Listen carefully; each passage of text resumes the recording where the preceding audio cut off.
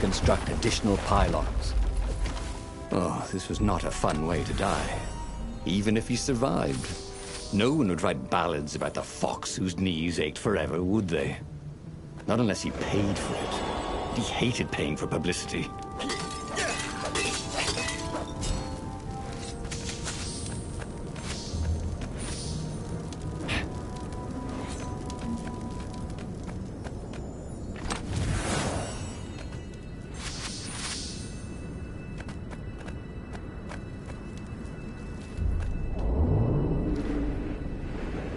It was a bit windy up here.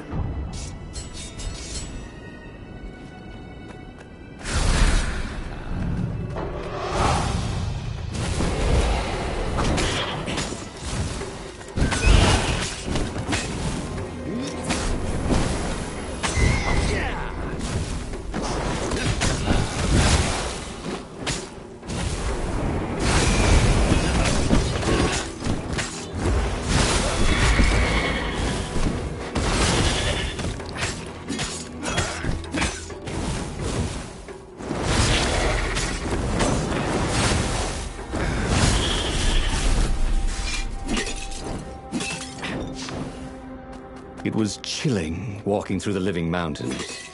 There was always noise up ahead. Insects, birds, the croak and flutter of ravens arranging ambushes. But close by, there was only the breeze and the trickle of melting snow, as if every living thing was holding its breath for his poisonous burden to move on.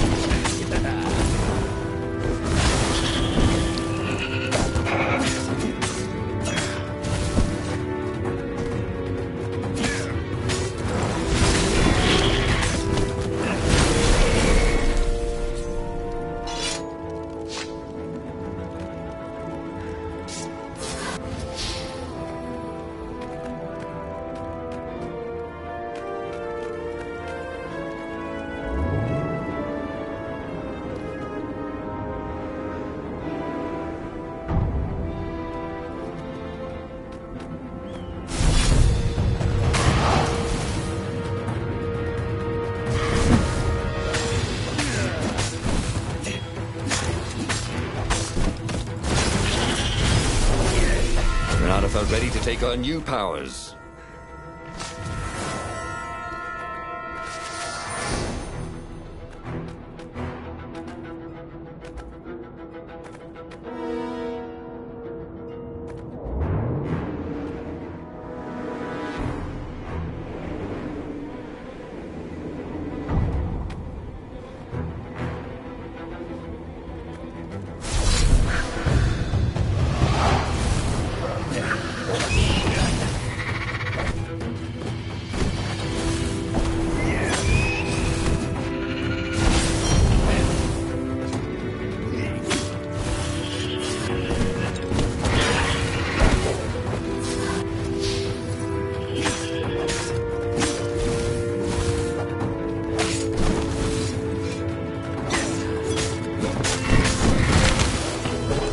Once again, Renato was dead right.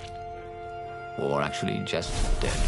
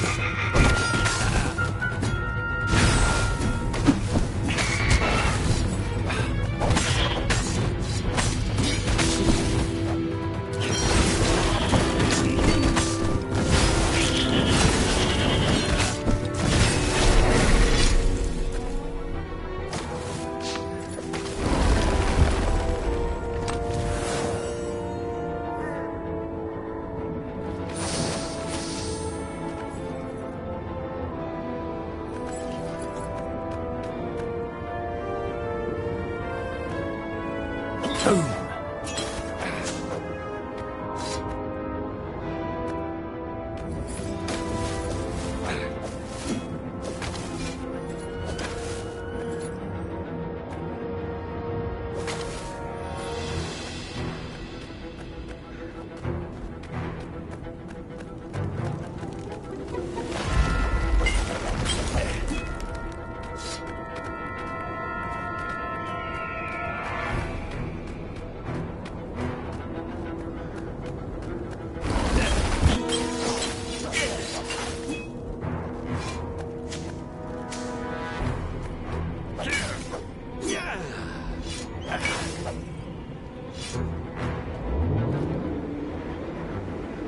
A very clever engineer named Elon Muskrat got his start making floating platforms. Not many people knew that.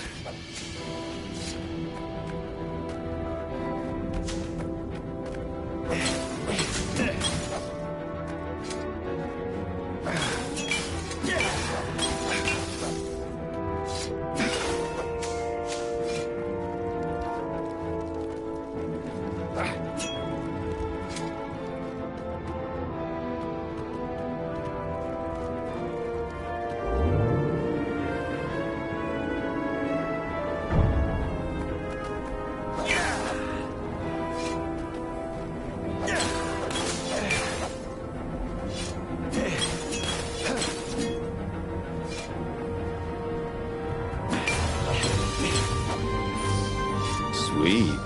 You could use this material to craft a spork. Or a sword.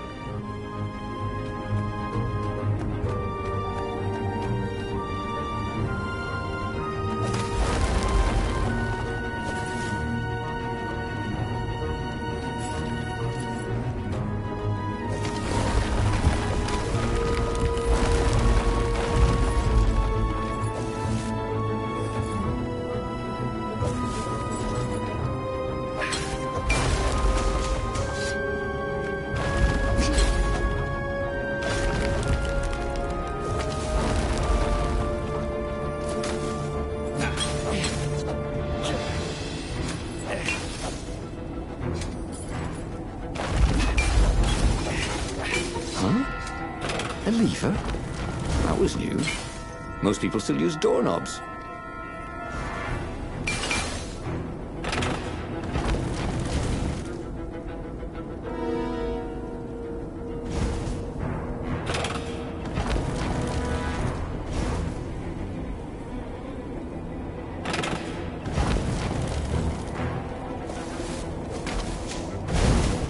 Calaveras was a renowned scientist before he was forced into exile.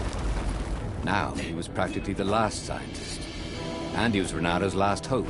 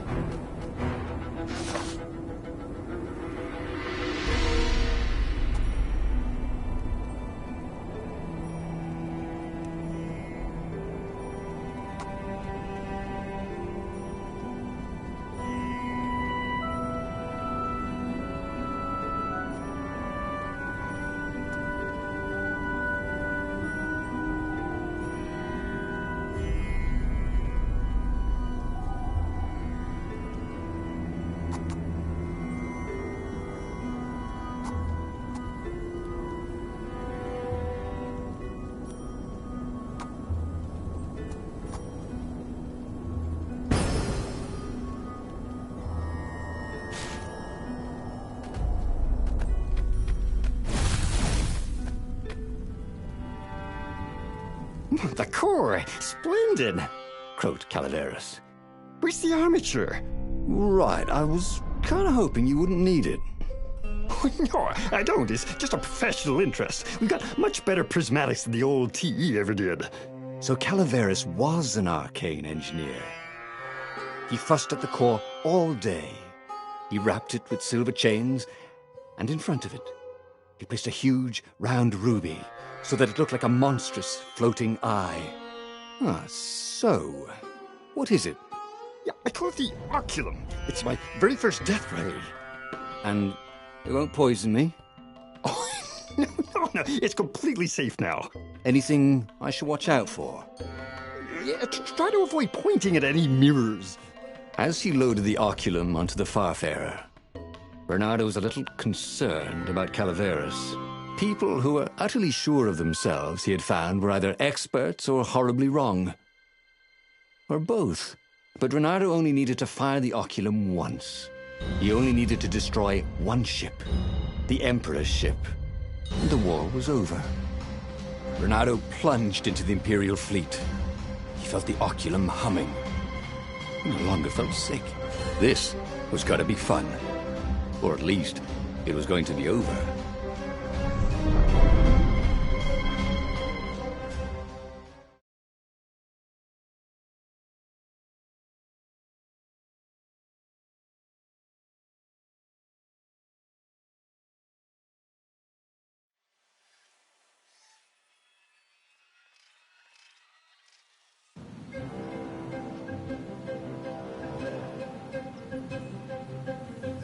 Bernardo resisted the temptation to fire the oculum until the time came.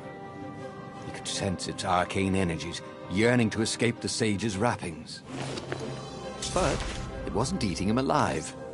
So that was a plus. He felt good about himself. He'd saved a friend, he'd helped the rebels, he'd relied on himself, but he'd listened to others. He felt like the right sort of hero. Wise, yet decisive. Calaveras had been so sure it would work. Maybe he could fire it just a few times. No harm in that, right? But only when he absolutely needed to.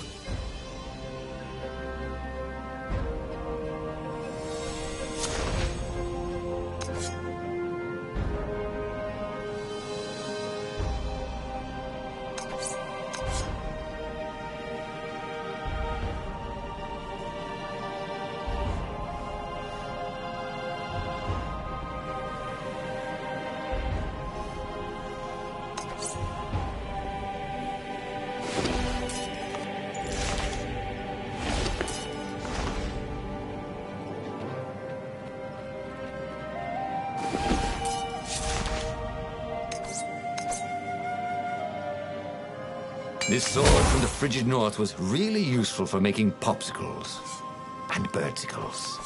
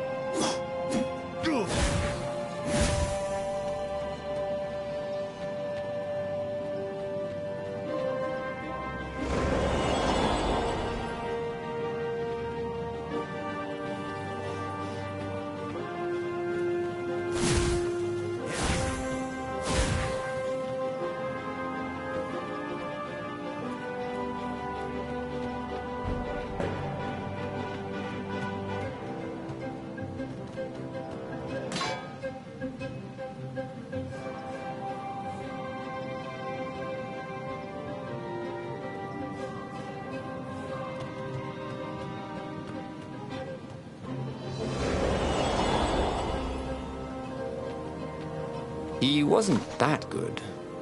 Yet.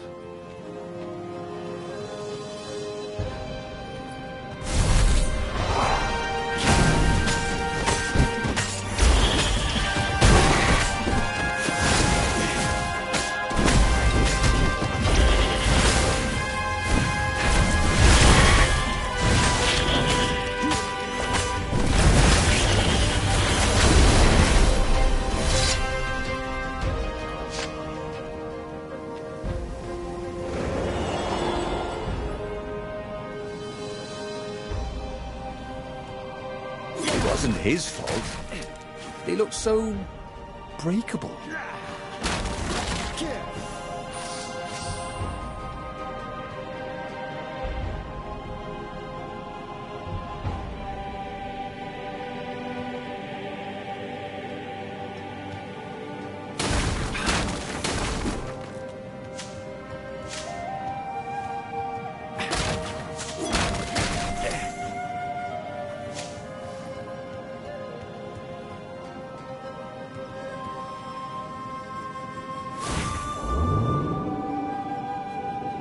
No skateboarding, the sign said.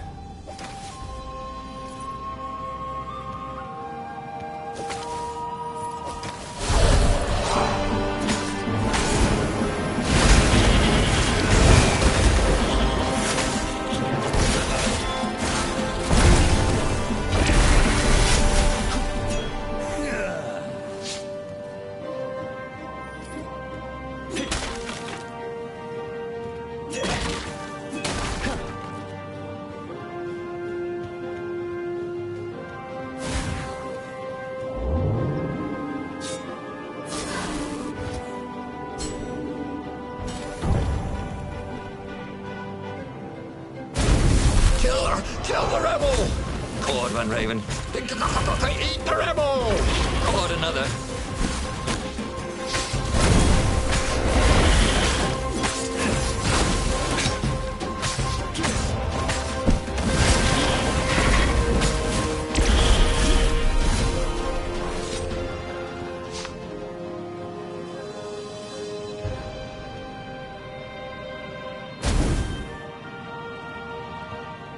Reynardo's arm was getting tired.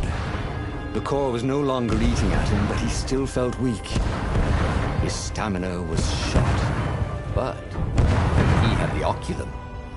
When the ravens swarmed him, it would sometimes fire its death ray. It seemed to be warming up too, firing more and more often. Maybe he should let it cool off. Yeah, he decided to stop using it entirely.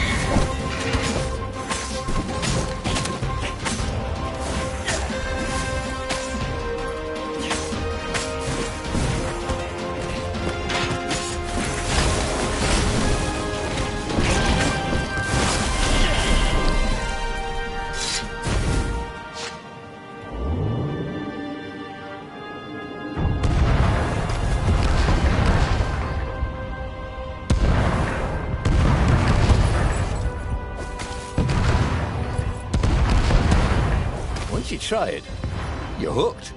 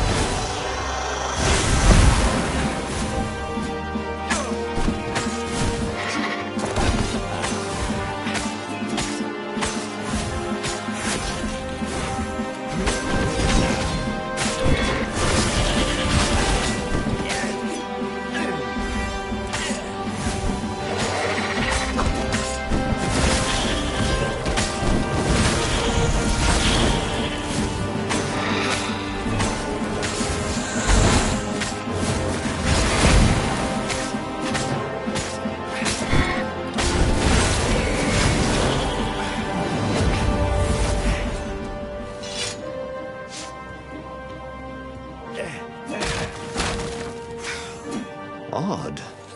The oculum was still hot to the touch. He almost thought it was getting even hotter. Well, that was ridiculous, of course. Anyway, he'd only to fire it one more time, and then he could chuck the whole contraption into the abyss, and the Emperor's ship was now in range. Reynardo squinted. He could make out the line of ravens protecting the ship. Zenobia in front, conjuring. And on the deck, yes, that was His Imperial Majesty, pacing in his golden armor. Reynardo lined up his shot and fired. Caught in the beam, the ship burst into flames. The ravens and Zenobia exploded.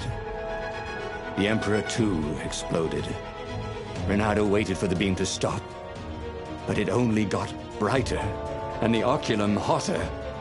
Frantic, Reynardo pulled the oculum towards the abyss. The ruby burst into flames. The shiny metal casing glowed, then melted. That was good. Now the core could cool off, right? Reynardo ran. The blast incinerated him instantly, along with both fleets. The shockwave could be felt across all Erda. That winter, with neither Empire nor rebels to rule them, the islands slid into banditry. And so began the Second Age of Darkness. Reynardo stared at the book. He was still alive. Again. And still only flying away from burning Ubar. Had he lived that adventure? Or only dreamt it? Had he really died? It felt so real, not like a dream at all. And he'd lost again. Oh, he hated that. But he had made different choices. And he'd lost in a different way. It was the book, wasn't it? Oracles showed you your destiny. But this was showing him different ways he could die miserably. Thanks a bunch, book, he thought. But these were destinies that he did not have to fulfill. But he'd learn another true thing. The core was powerful, but dangerous if used improperly.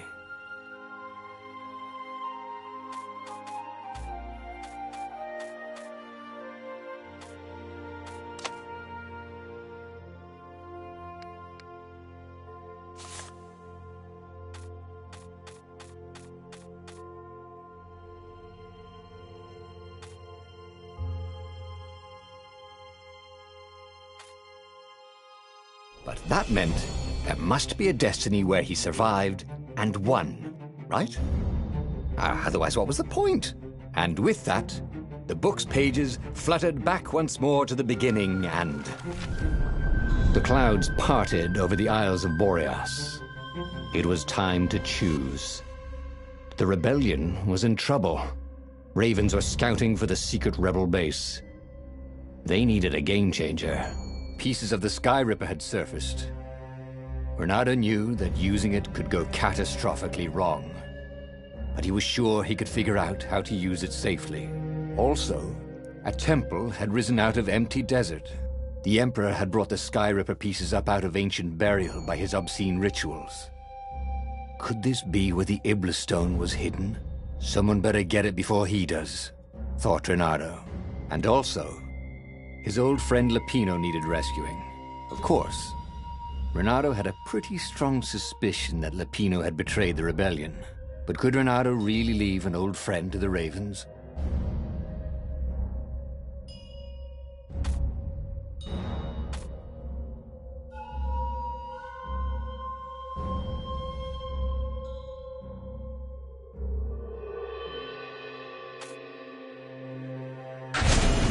Every child knew about the Sky Ripper.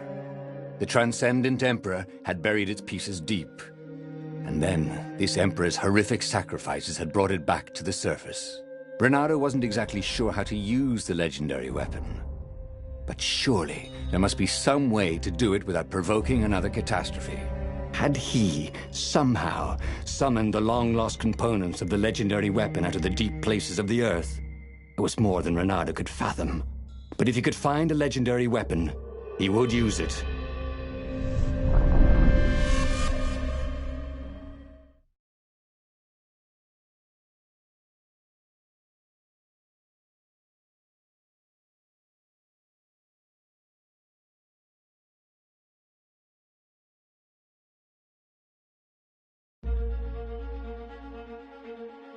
As he set foot on the island, Bernardo couldn't help feeling a bit curious.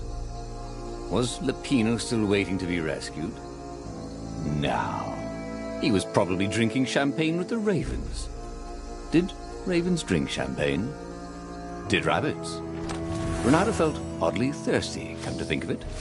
Why had he chosen the Sky Ripper? Bernardo never made plans that required constant vigilance. He was a hero. He didn't think too much. He just went with his gut and hoped it all worked out. The Sky Ripper was a long shot. He'd have to devote himself to it. No side journeys, no rescuing old friends. That was against his nature. Could he stick with it?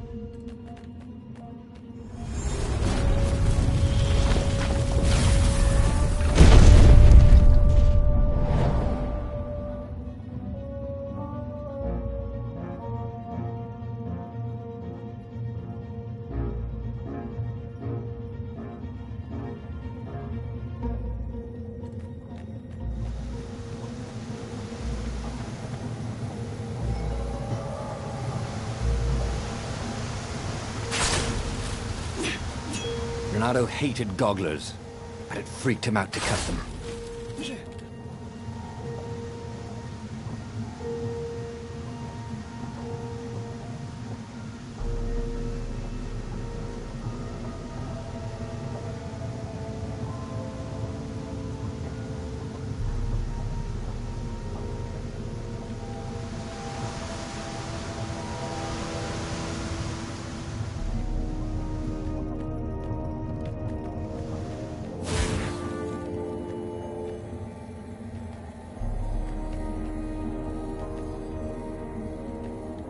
As for the gate, well, he could take her or leave her. Sorry, it's best I could do.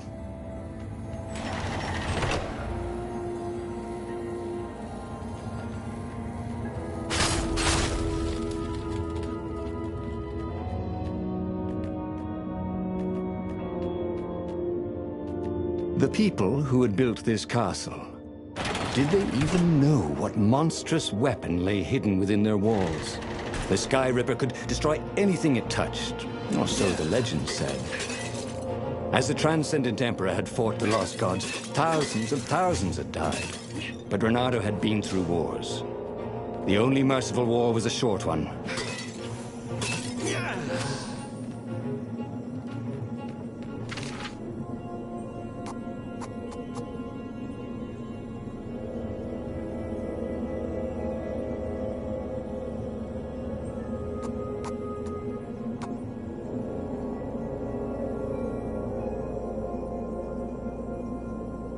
It was more and more extraordinary.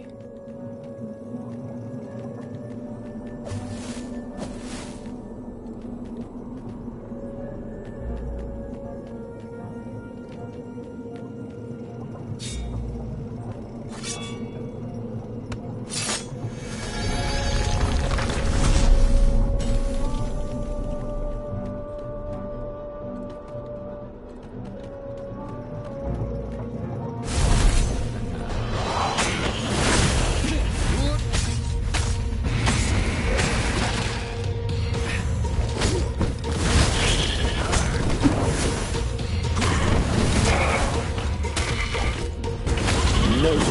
Beat Bernardo at hot potato.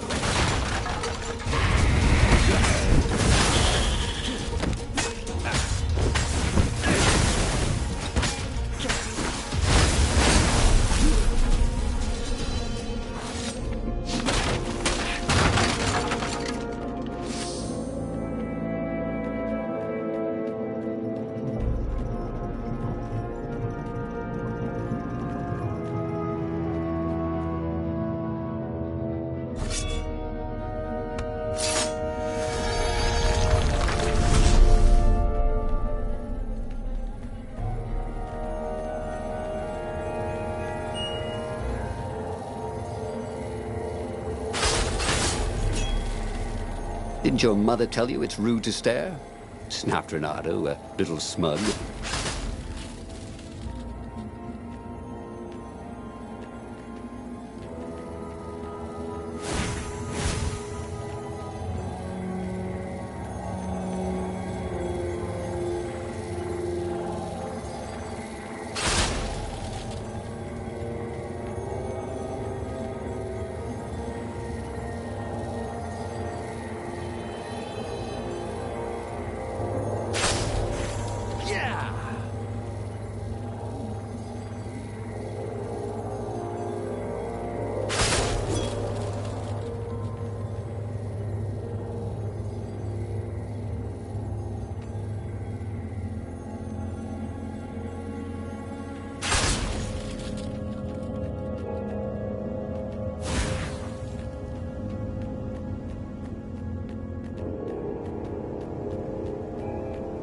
Hey, what do ravens say when they die?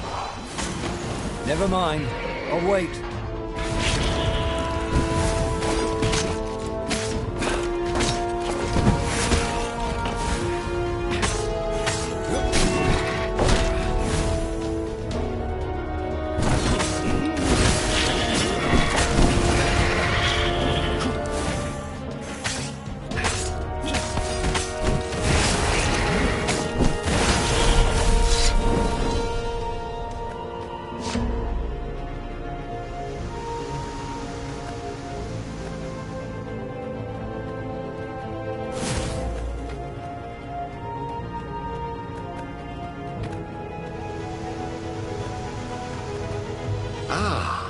A puzzle.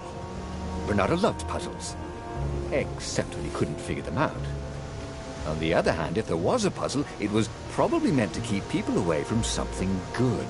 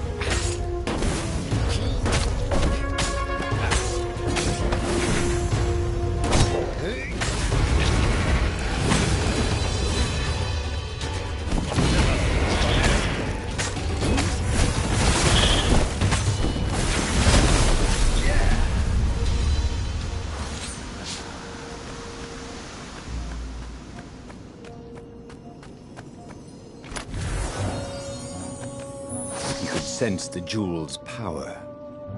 He had a feeling they were going to be great friends.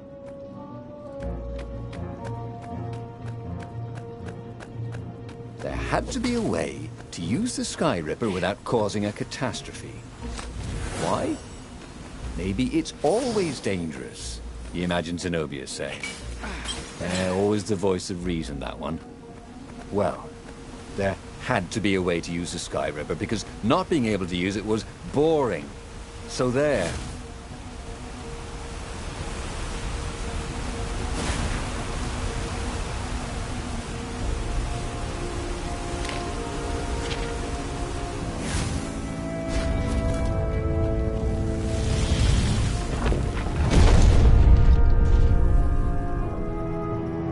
There it was. Sky Ripper's armature. The stuff that dreams are made of. Engineers' dreams, anyway. The device was intricate, how was it part of a weapon at all? He'd have to ask a scientist, but first, he'd get the second piece. Sky Ripper had a heart, a core that had come to rest on the next island. Well, there was another island he could reach. Zenobia had just invaded it with her father's Raven battalions.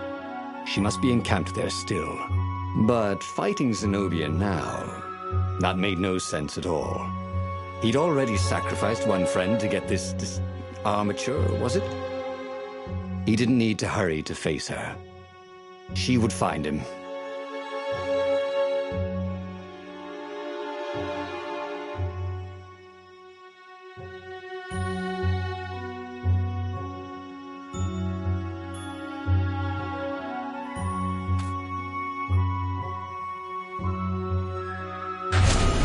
It was a no-brainer. He'd sacrificed his old friend Lapino to get the armor.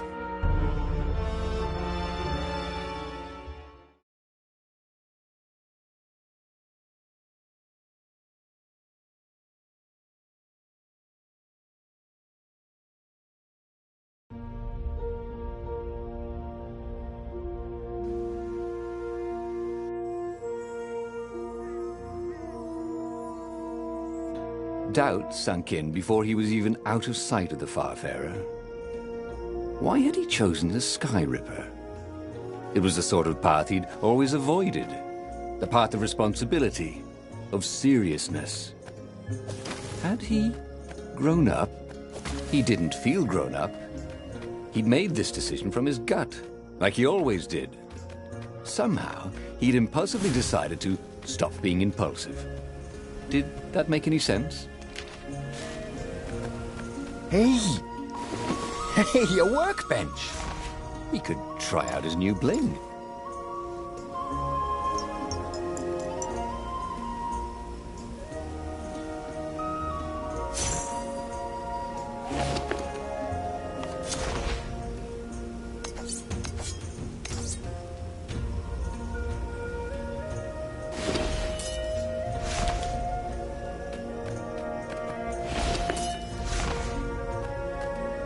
Sometimes, we're not really hated inanimate objects.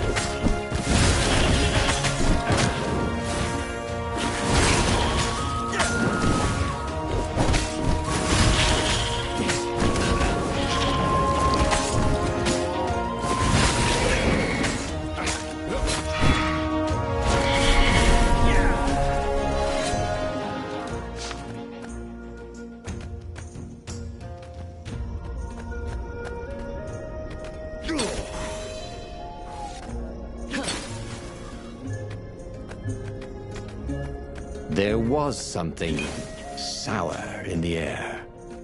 Like the earth had ruptured over something that had been fermenting for a very long time.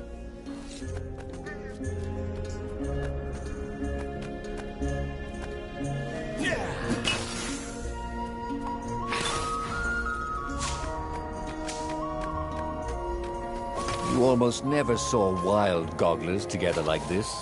The toads had to train them not to peck each other to death. So these had to be Imperial gogglers. That meant ravens were up ahead.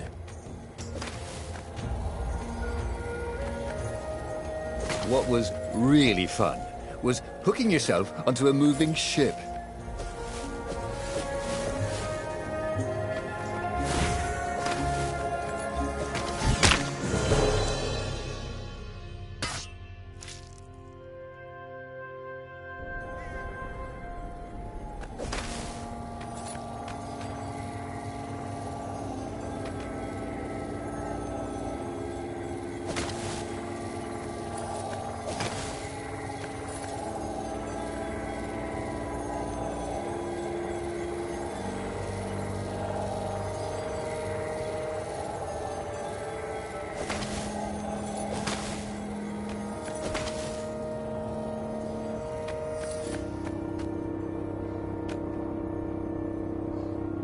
There were fewer and fewer trees. There were only these huge crystalline growths. Had those been here before?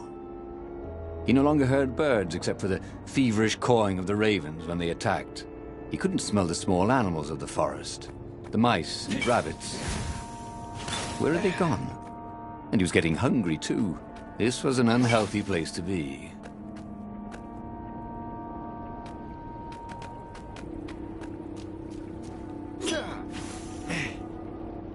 Sometimes, at home, he'd wave his sword around for hours.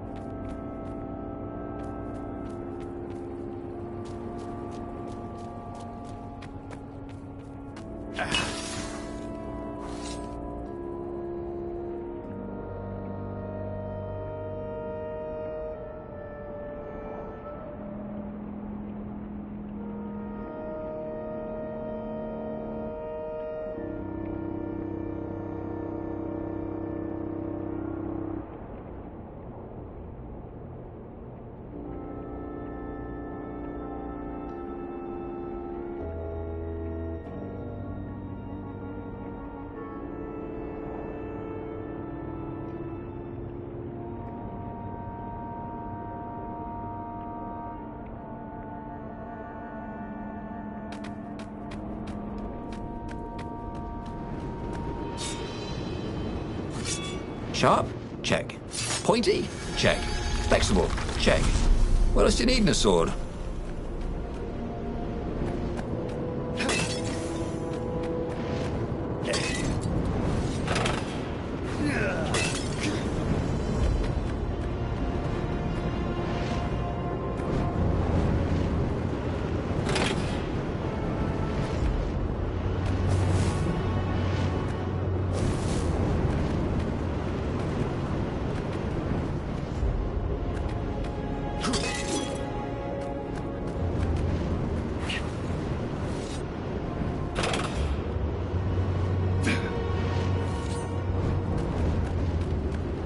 This couldn't be good for global warming.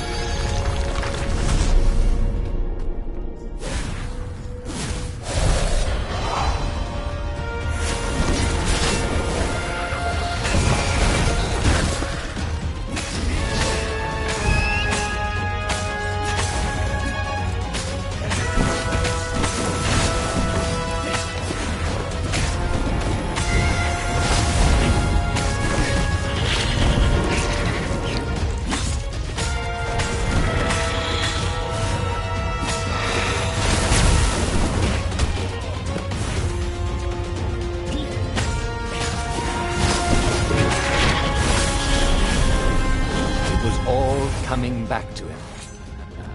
He wondered what he'd remember next.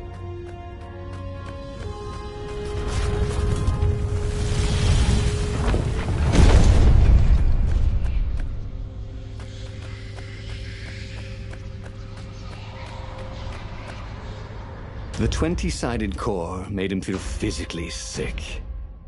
Once he had sneaked into a temple of the dark arts, and he hadn't liked what he smelt and saw there. This felt like that. As quick as he could, he wrangled the icosahedron into the armature. The wheels began to spin, then glow. The sick feeling quickly spun away. Now he only felt sad. He had lost good friends for this war apparatus. Maybe Lapino wasn't such a good friend. Yeah, that made him feel better. He carried his prize back to the Farfarer. Now, he had to make his next move. There was a key Imperial outpost on the Nexus. If this really was some sort of super weapon, he could use it to wreak havoc on the enemy. And if it wasn't, well, better to know that before the final battle. But maybe he should show it to some scientists first. There was an observatory on the Nexus. Maybe he should go there before he fired it.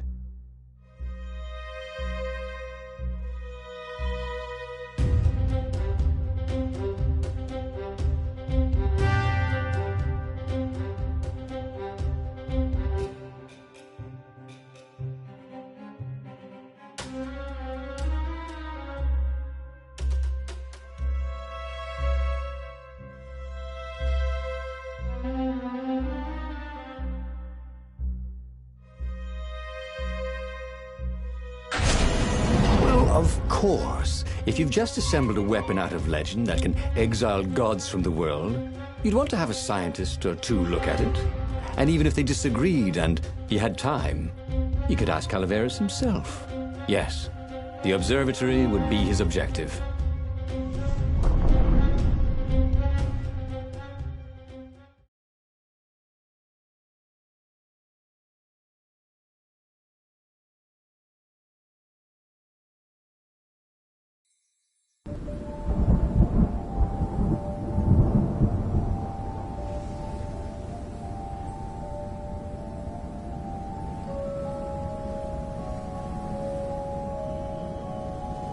Why had the parts of the Sky Ripper only surfaced now, thousands of years after the Transcendent Emperor had dismantled it? The mad Emperor Isengrim had performed terrible, bloodthirsty rituals to invoke the lost gods. Was that why these ancient artifacts were rising out of the ground? How perfect, then, that the Sky Ripper would reappear to be his destruction. And, hopefully this time, just his destruction.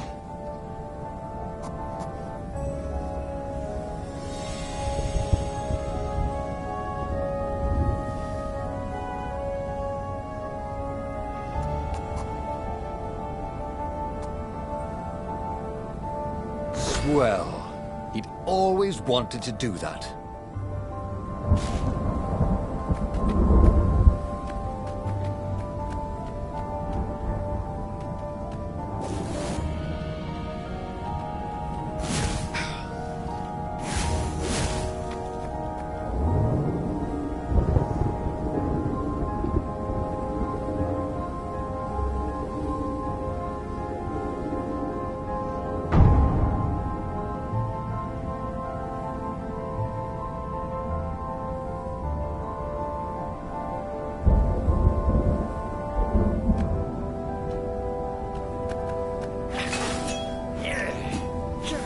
If they didn't want their things broken, they really ought to make them stronger.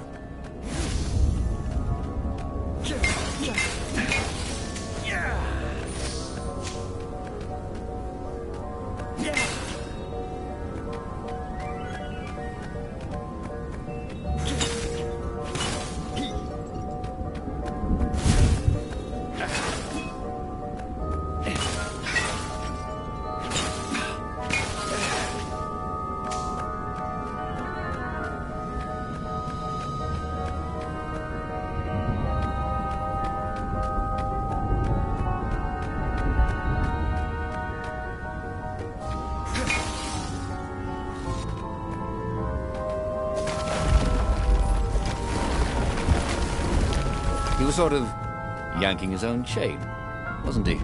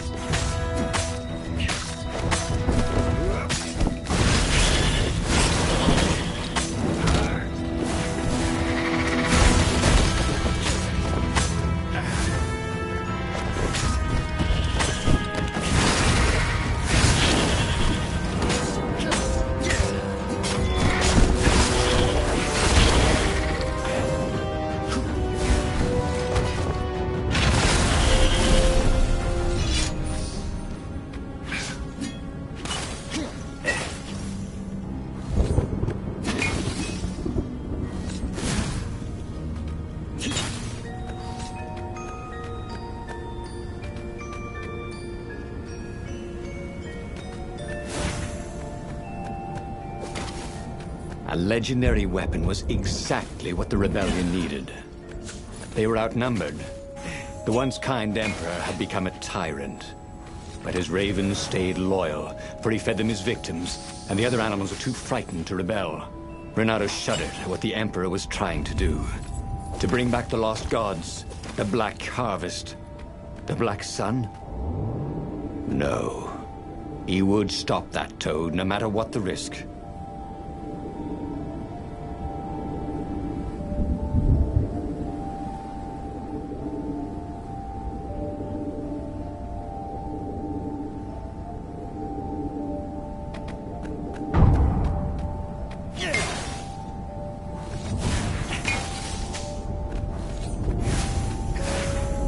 Renato had found his game changer. He would ignore all distractions, focus on the Sky River.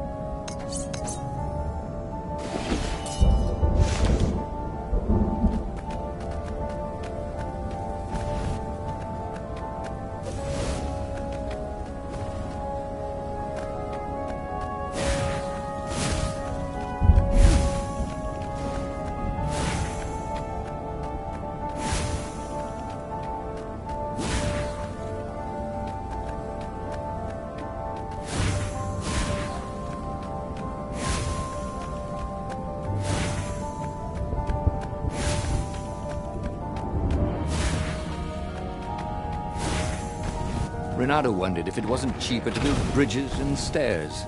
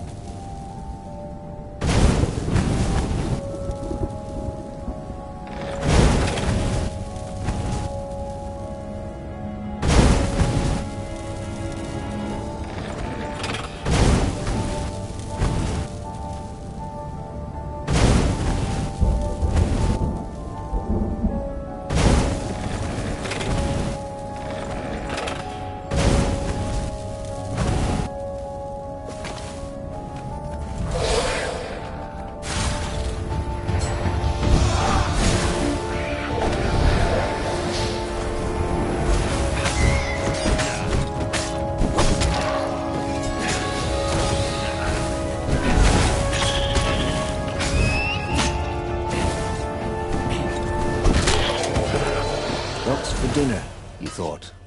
Hope it's not broccoli.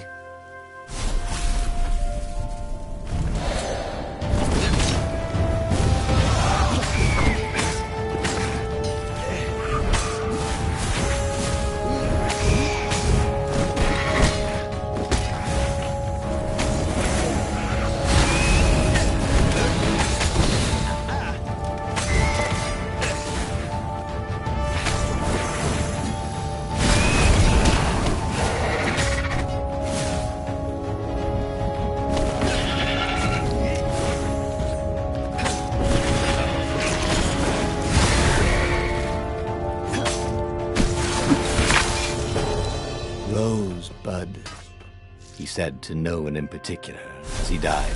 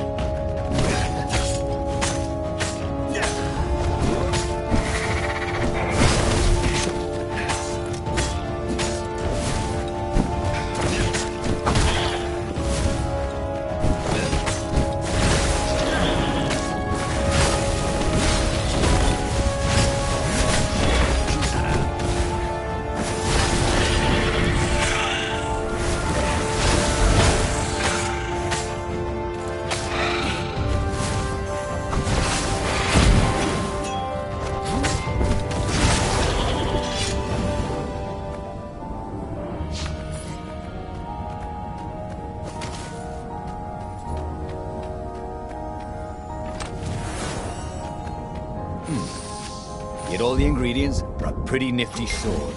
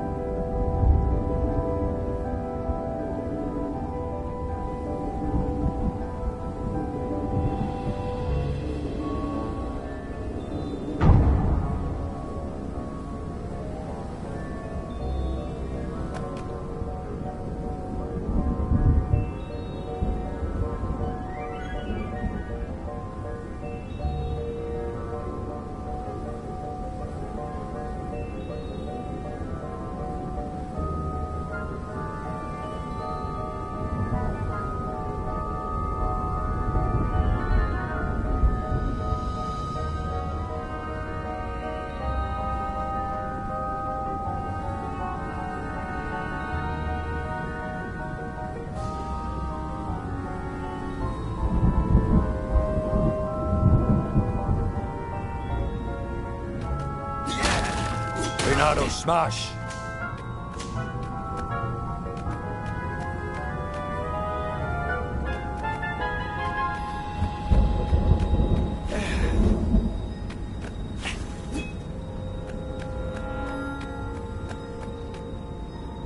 Renato was thrilled.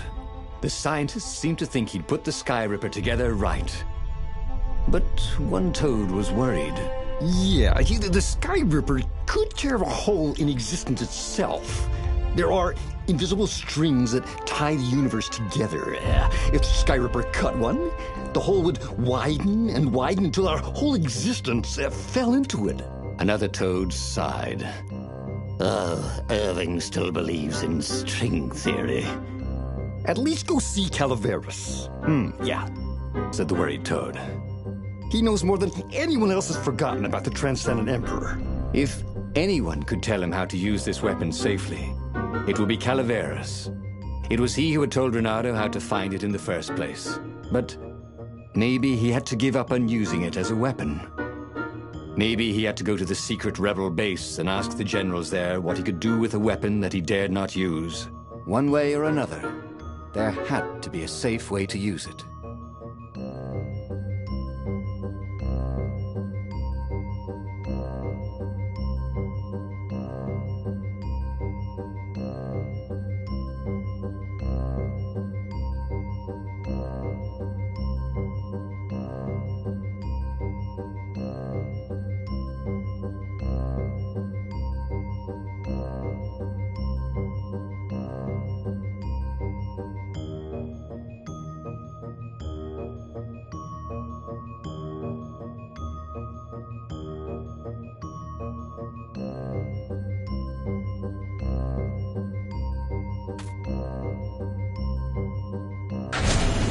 On the way to the ruins of the city of Ubar, Renato had plenty of time to ponder what the toads had said. Strings and holes and something called anti-stuff.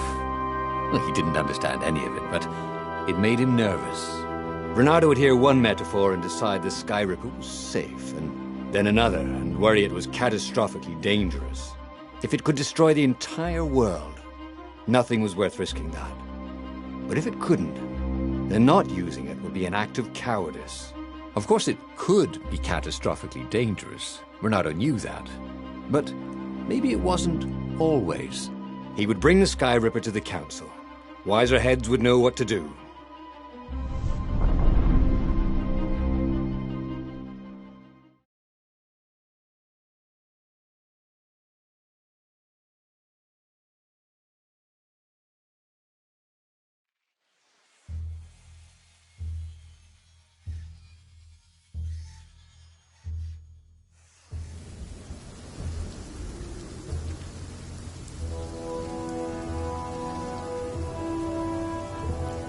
The truth was, if it wasn't safe, then it was dangerous. They couldn't use it. He'd found the Sky Ripper for nothing. He should have rescued his friend Lupino. Oh, he should have confronted Zenobia. He had nothing but his sword. But maybe the council would have an idea?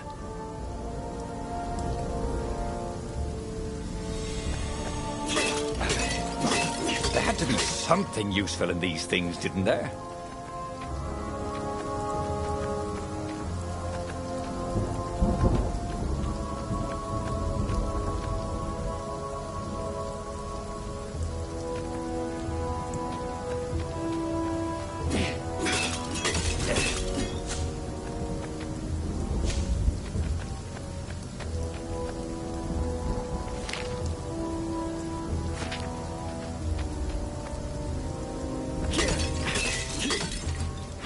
His mother never let him wave his sword around at home. He guessed he was still compensating for that.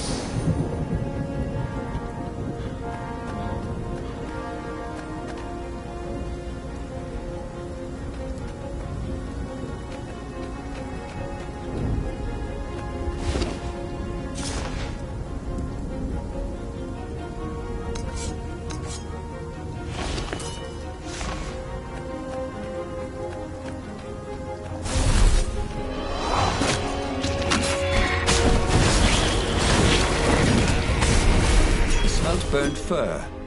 His. It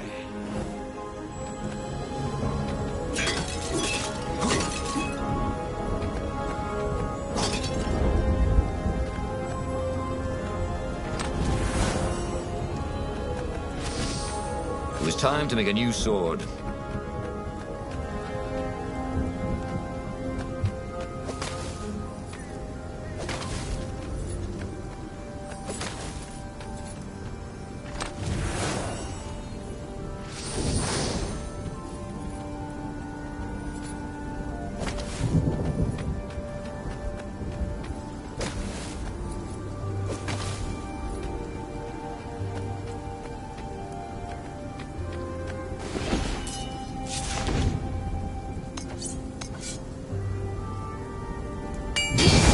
From the mystical East could make time itself slow for you.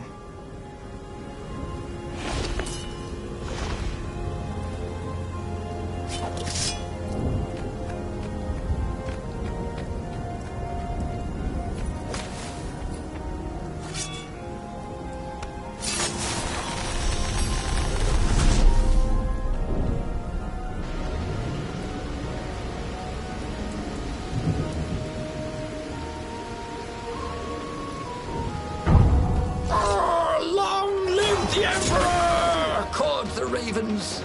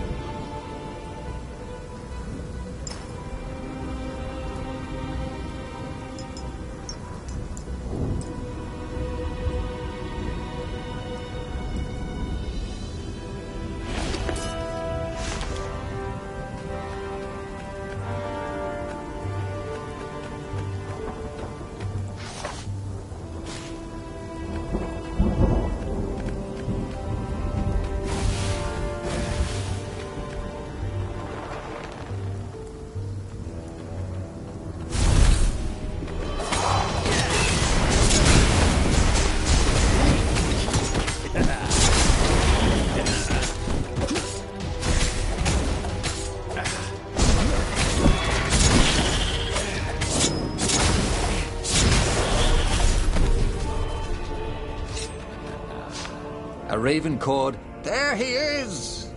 And they ran away, cawing. They knew he had the cord, didn't they? And they were afraid of it. Little did they know, he couldn't use it. Wait. If they didn't know he couldn't use it... Yes. A sword can be powerful without ever being drawn from its scabbard.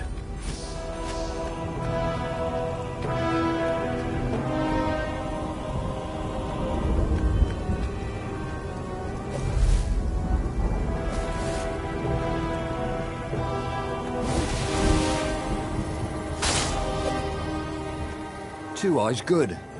One eye dead.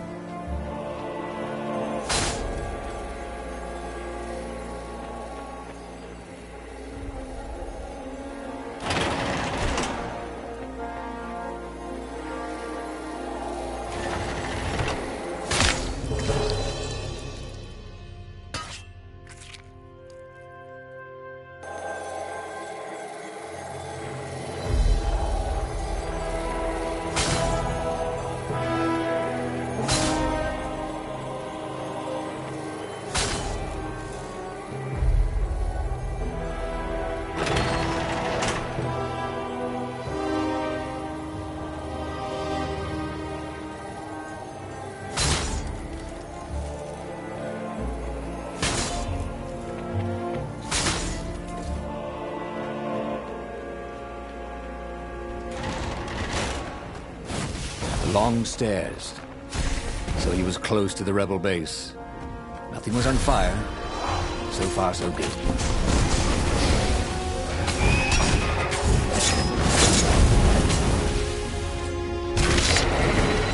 To everything, there is a season. He turned over and died.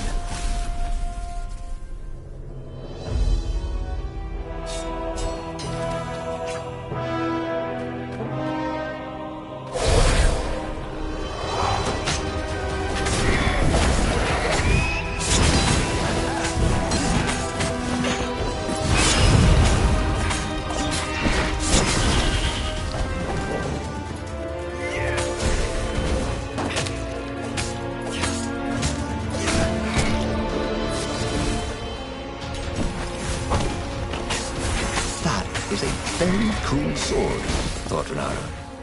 No, seriously. He couldn't feel his paw anymore.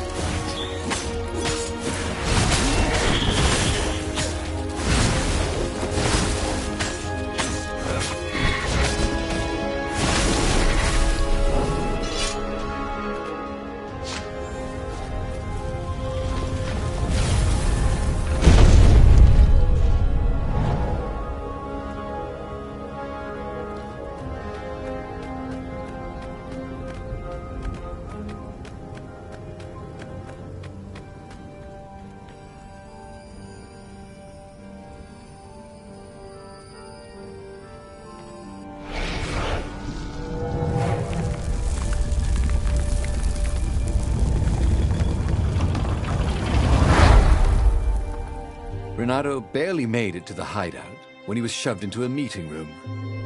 He laid out his plan. They were shocked. Bluff the Emperor with an unusable weapon? Yeah, it's brilliant, laughed Renato. He keeps sending ravens, none of them come back. How does he know it's my sword? I suppose there's no harm if it fails. Take the Sky Ripper into a firing position, Croaked the speaker. I shall attempt to hail him by far, Speaker. It was a huge bluff. Renato had no cards to play. Just a weapon that could maybe destroy everything he hated and everything he loved. Could he be sure it wouldn't work? No, of course not. Of course the Emperor couldn't be sure it wouldn't work, and he must believe in ancient weapons if he hoped to bring back the lost gods, right?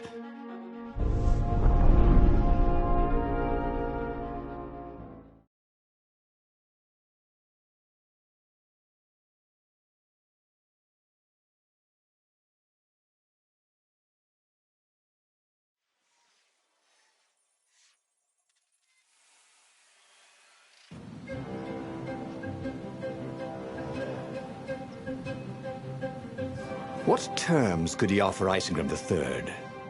Now, he would have to step down, obviously. And accept the rebellion? Was that asking too much? Maybe Renato would ask him to make Zenobia Empress. Yeah, his daughter, after all. She would never sacrifice innocent kittens and puppies to bring back the lost gods. No. Renato had to seem confident. Overconfident, even. Like he was sure he could blow up the Emperor's ship to hell. I mean, who believes a cautious bluff?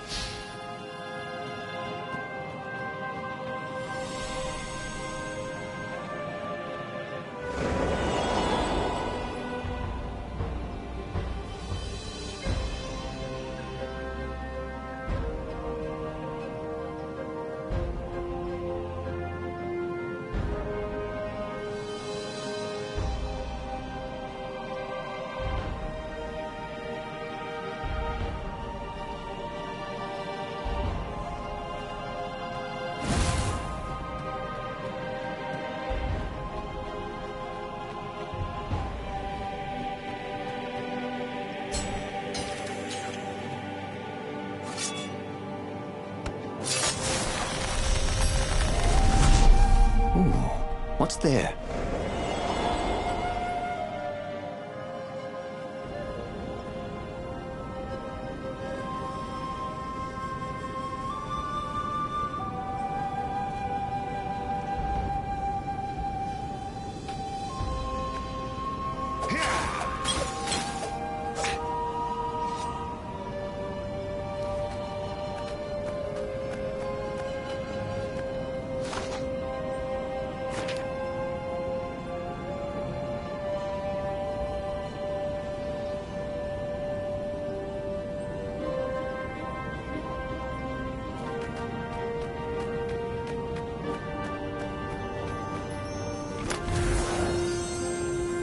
Renato remembered when he'd first stolen one of these.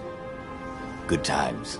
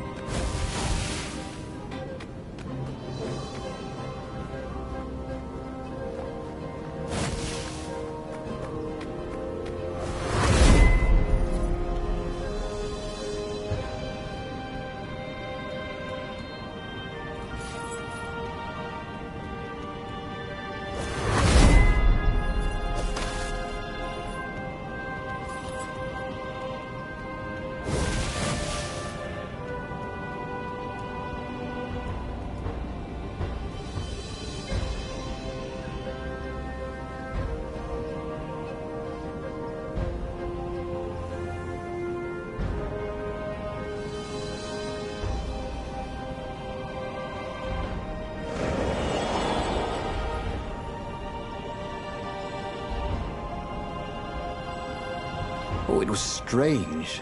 Fighting to place a weapon he could not use. But he could end the war tonight with just a threat. So much more humane than destroying a ship or an entire fleet. And then he would destroy the Sky Ripper in case some other adventurer was tempted. You never knew about some of these other foxes. Soon, it would all be over.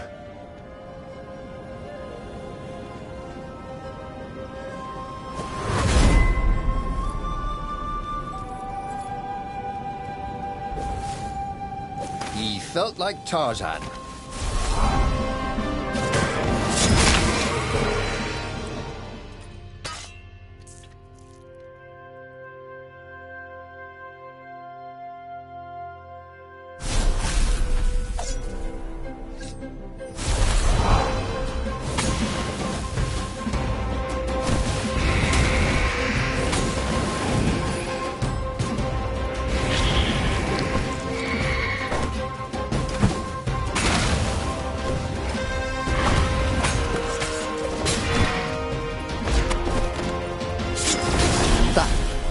We do it, said Renato to himself.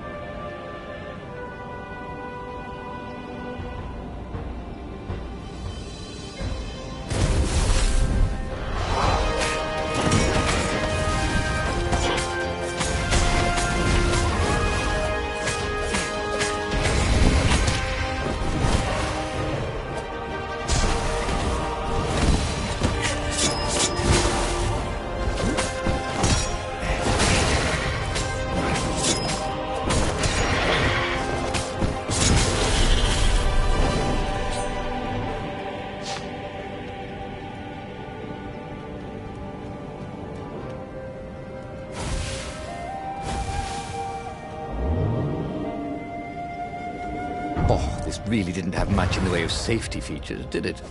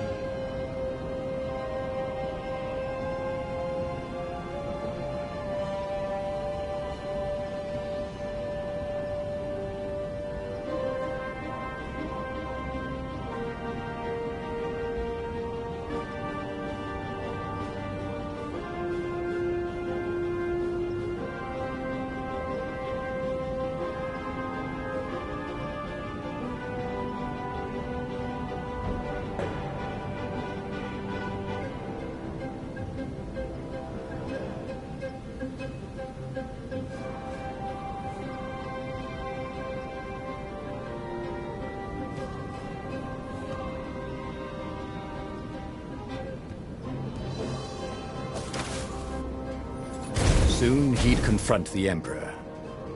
Funny that this whole war had come about because the Emperor feared death.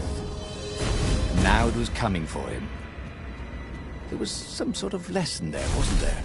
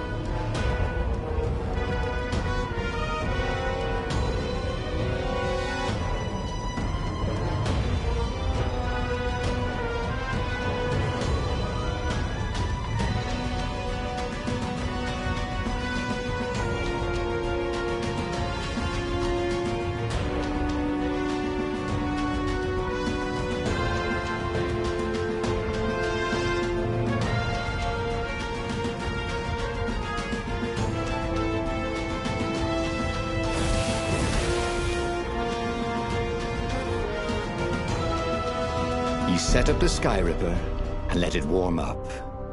Zenobia came out, flanked by a whole platoon of ravens. "I know you, Reynardo. You won't actually use that," she said.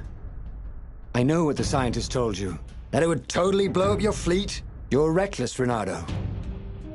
Bold, dashing, brave, devil-may-care, wild, impulsive, hasty, rash, sometimes even a little harebrained, a bit feckless even. You just don't think things through. Oh, get to the point, woman!" "But you're not crazy." "How do you know I didn't go crazy?" demanded Reynardo, doing his very best to look crazy. "Well, go ahead then. Press the trigger." Oh, damn her. She'd seen through him again. She never fell for his bluffs.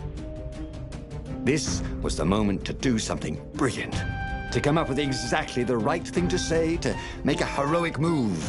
That's what heroes do. But he couldn't think of anything that wasn't obviously stupid. He was too shocked to move. Her ravens came and seized the Skyripper. He stared as they pushed it over the side into the abyss. "Hey!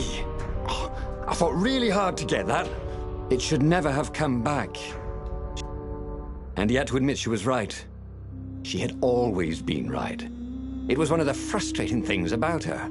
Years later, as he rotted to his death in an Imperial prison cell, Reynardo was still trying to come up with something clever and heroic that he could have done in that last moment. But he never could. And just like that, he was alive again, and back on the Farfarer, still fleeing burning Ubar. The book was still open before him.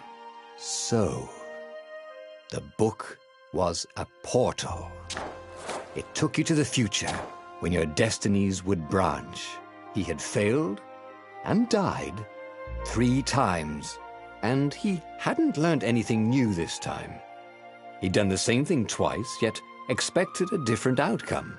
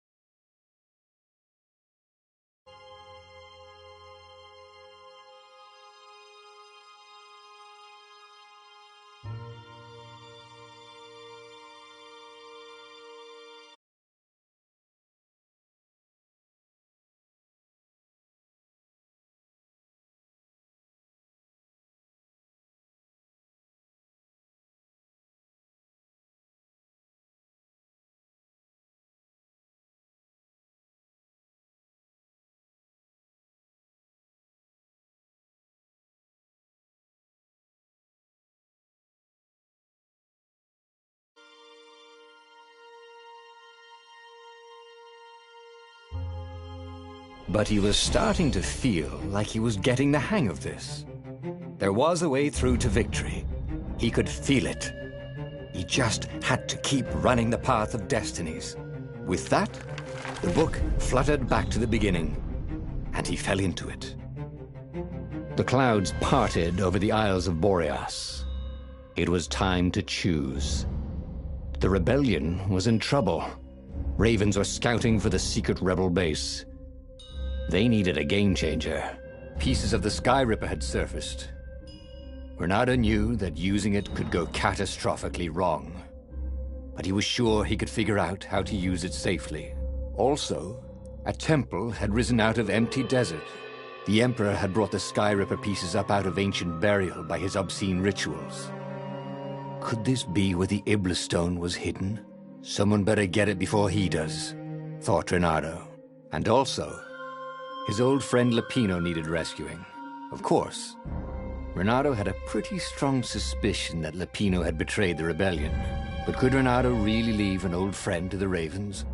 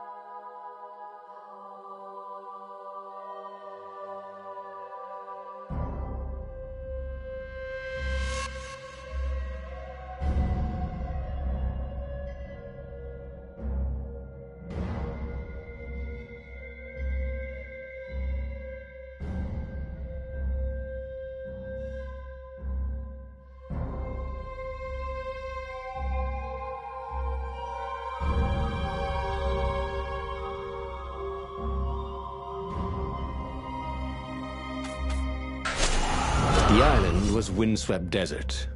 No one went there except ostriches and ostrich hunters. The Iblis Stone. It sounded ominous. It sounded powerful. If the Emperor was searching for it, it must be dangerous. And so, Renato went ostrich hunting.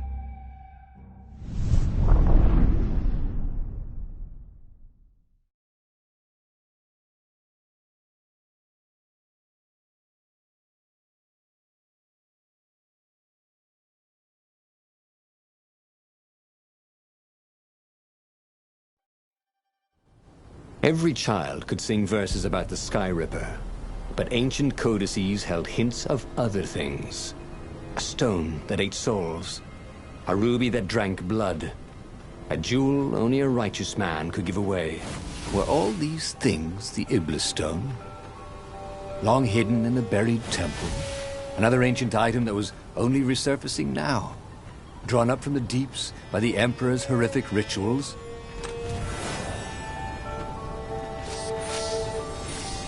Renato wondered what he could make with all this ore and essence. Oh, right. Probably a sword.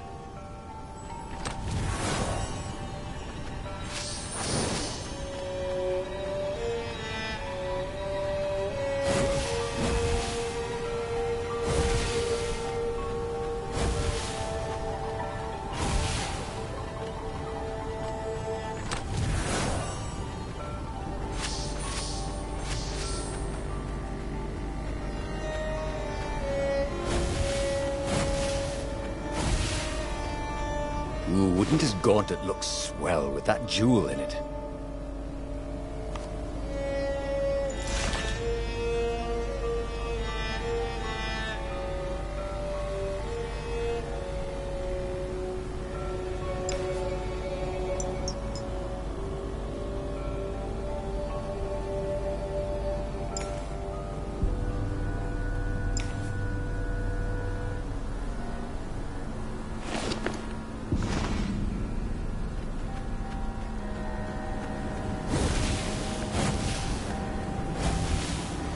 Renato distrusted doors that opened automatically, especially after being buried for millennia.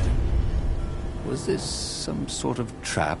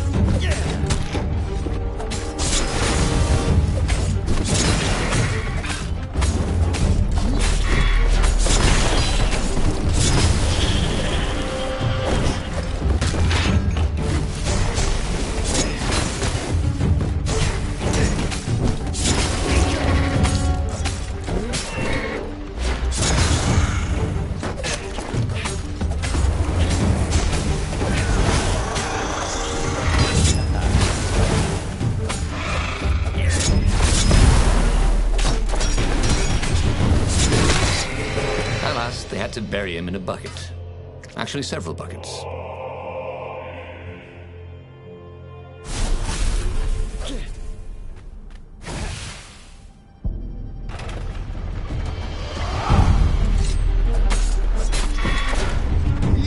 You never get time to do that, thought Renato.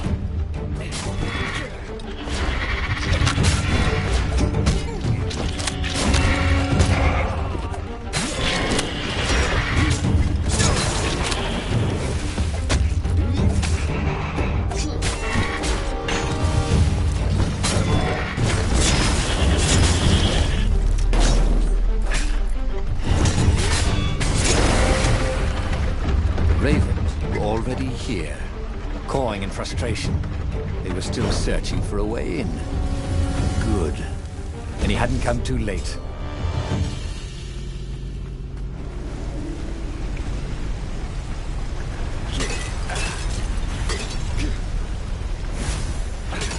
Once, he found a Superman issue #1 in mint condition in a jar he'd broken. He planned to keep breaking things until he had the whole series.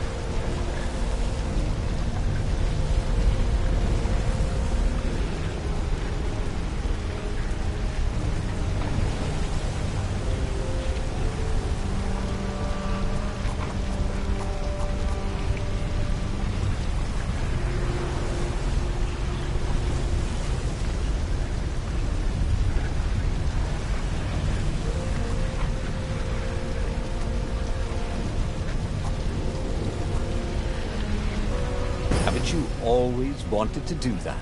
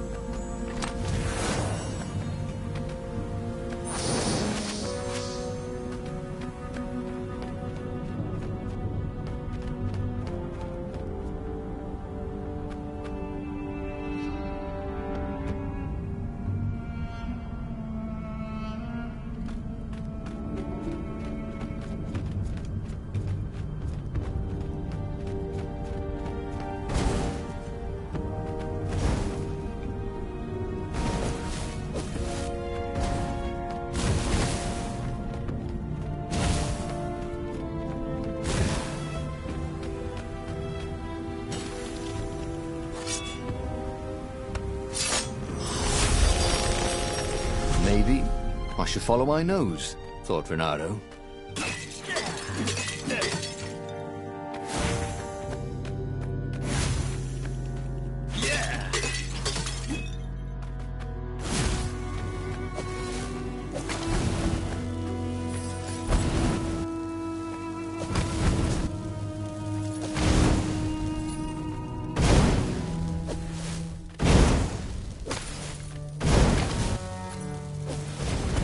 Renato wondered if his future self had commissioned these poles.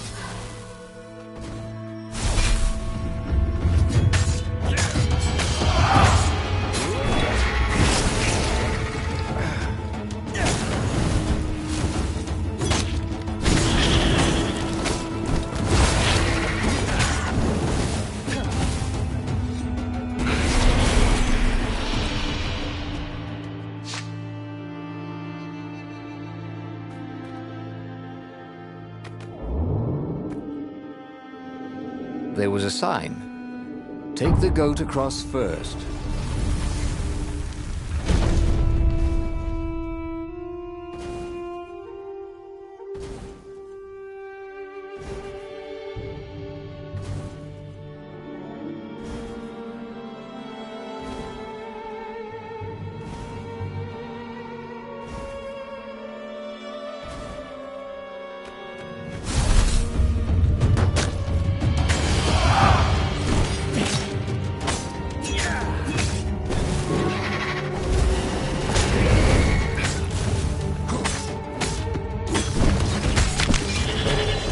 My God, it's full of stars.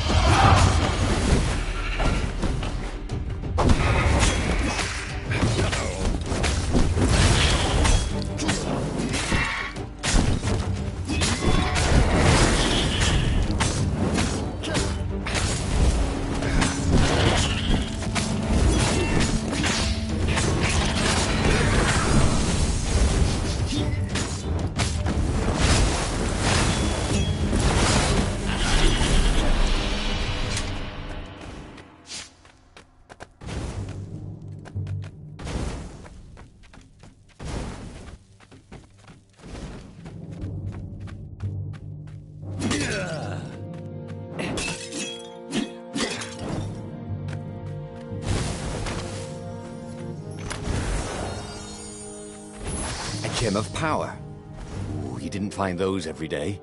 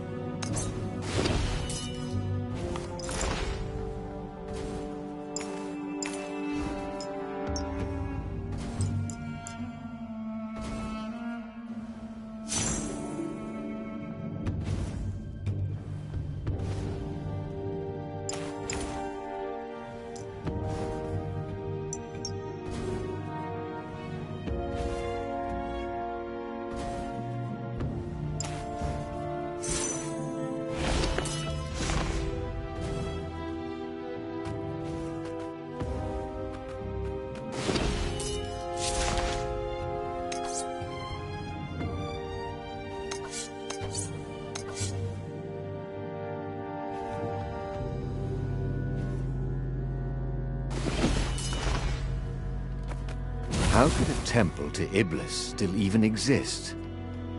The Transcendent Emperor had destroyed all the shrines of the lost gods after exiling them. Had it been buried in that long-ago battle? Or had Iblis foreseen his fate and hidden it from his enemy?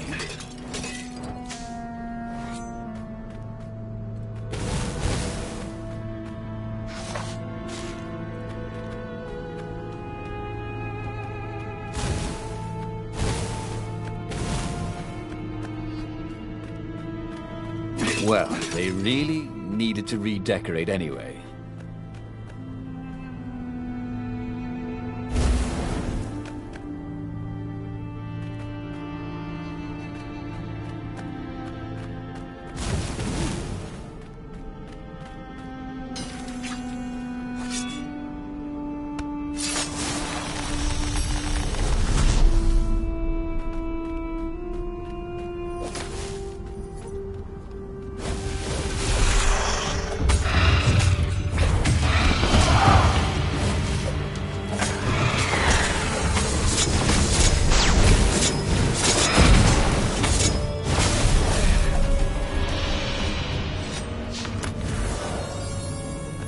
This one looked familiar. Had he lost this one in a card game?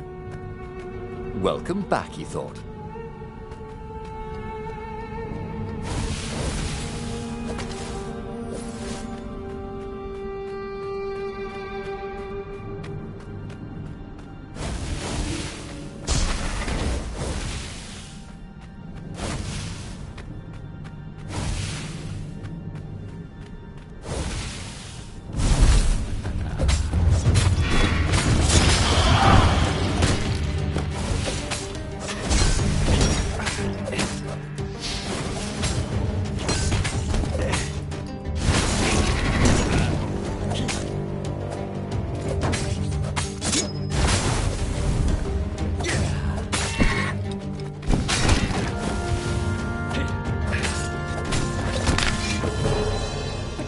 Dying, he thought.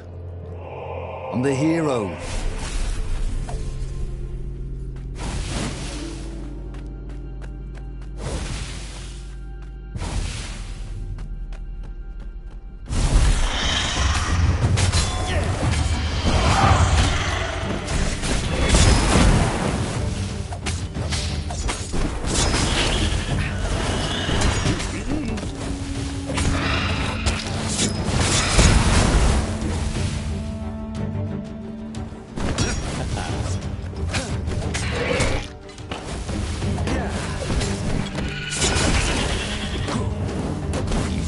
Wasn't making a dent in those shields.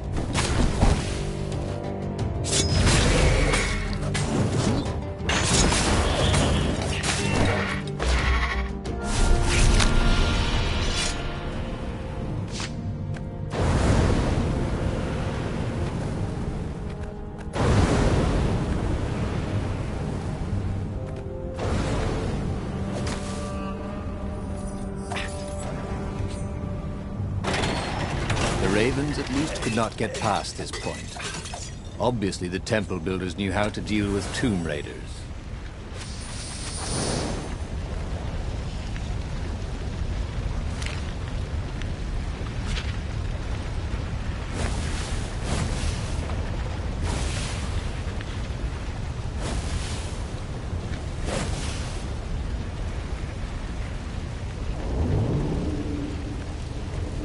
There was an inscription, no spitting.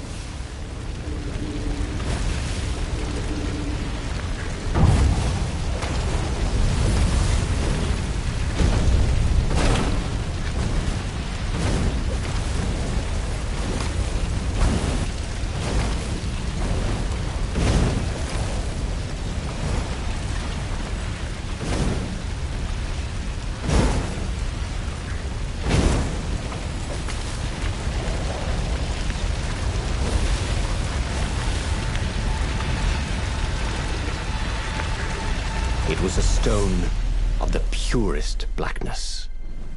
It reflected no light, like a void made solid. Nervous, he picked it up.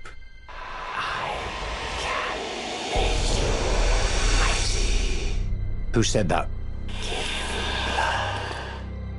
It was the stone, eager, thirsty.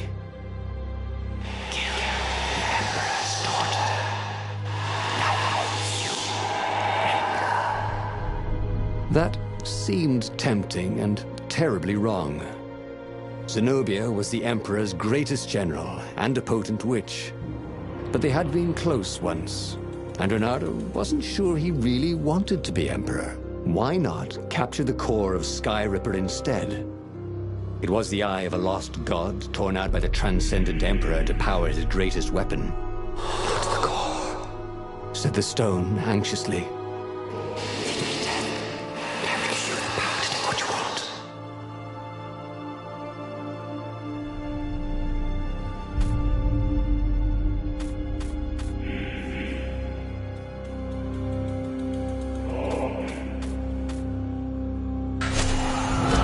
Listening to a talking rock? Ah, but the rock had a point. If the stone could truly turn him into a powerful warrior, he could defeat the Emperor with the very weapon the wicked old toad had sought for himself. To be a hero, you had to sacrifice old friends sometimes, especially when they've become enemies.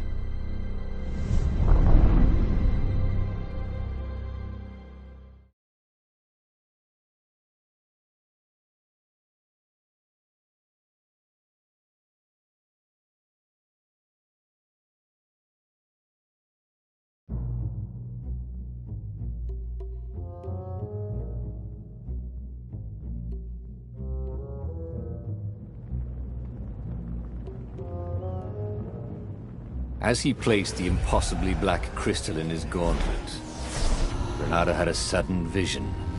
Charred fields covered in dead ravens below a black sun. Was it the time of the lost gods before the Transcendent Emperor? Was it the future? Feed the souls, it whispered. Take the power. He could feel the stone's hunger for souls, its thirst for blood. All right, I get it. This was going to be interesting.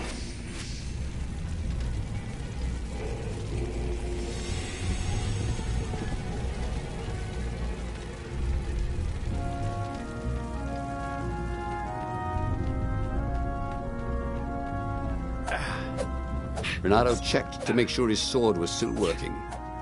Yep.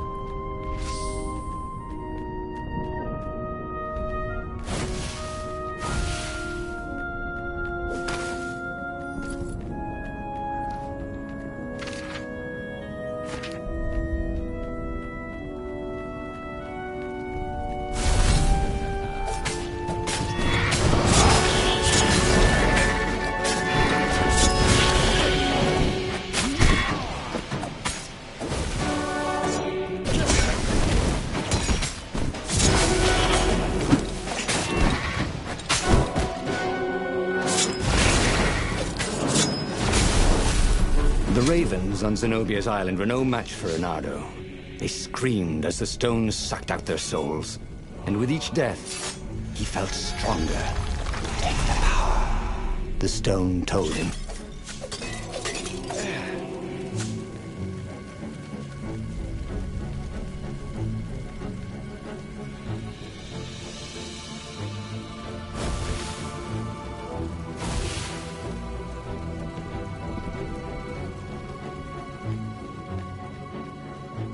Firewalls only let you through if they think you're hot enough.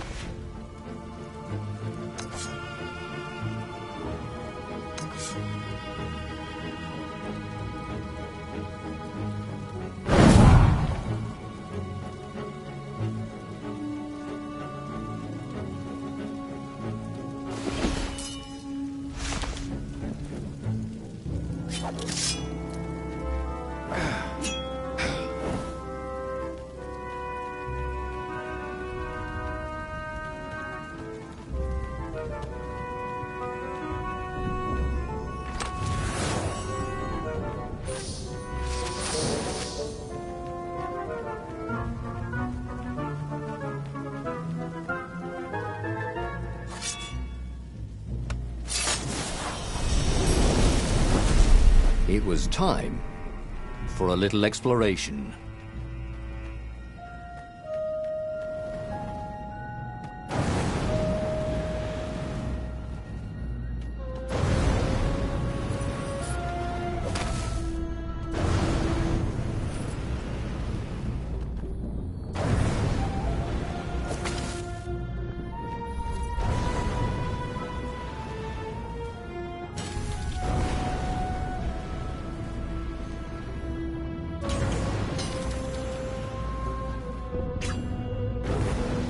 The mysterious sword from the east made you so fast you could catch a fly with your chopsticks.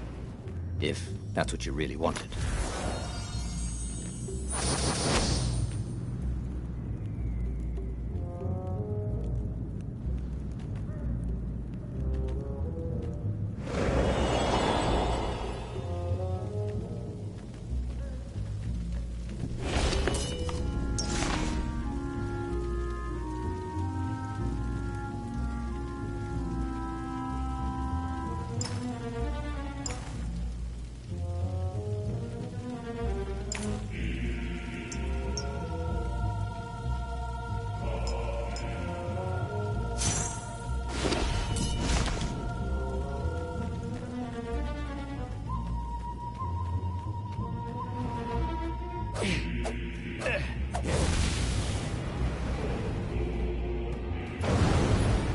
What else could you hook?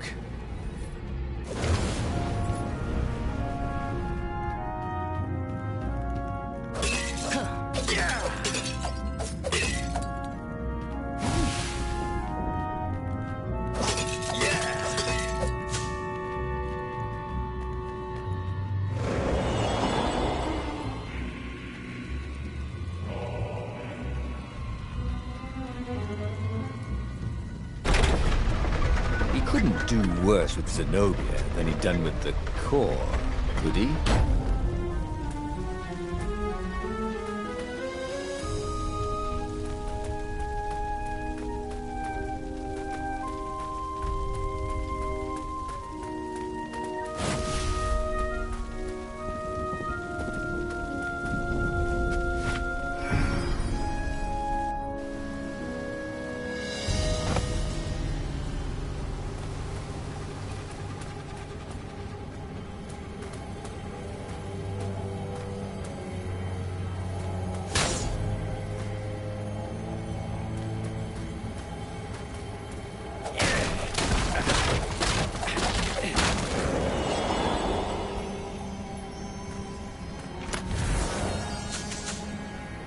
The right jewel could really give you an edge.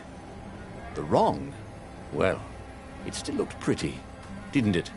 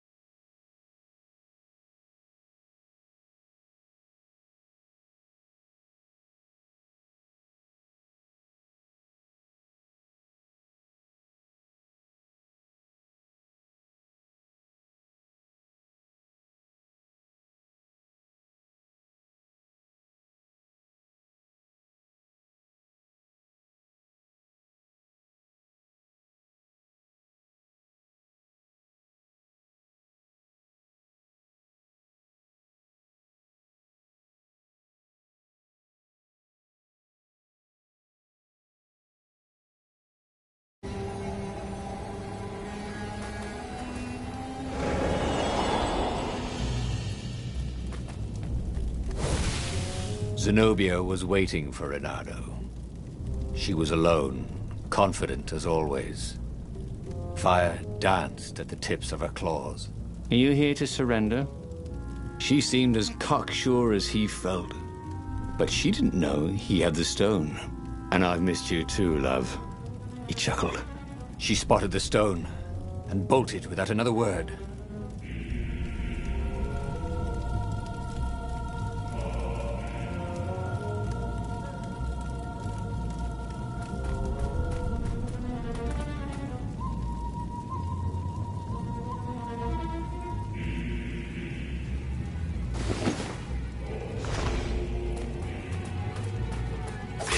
He was practically sure he'd find something useful in one of these things.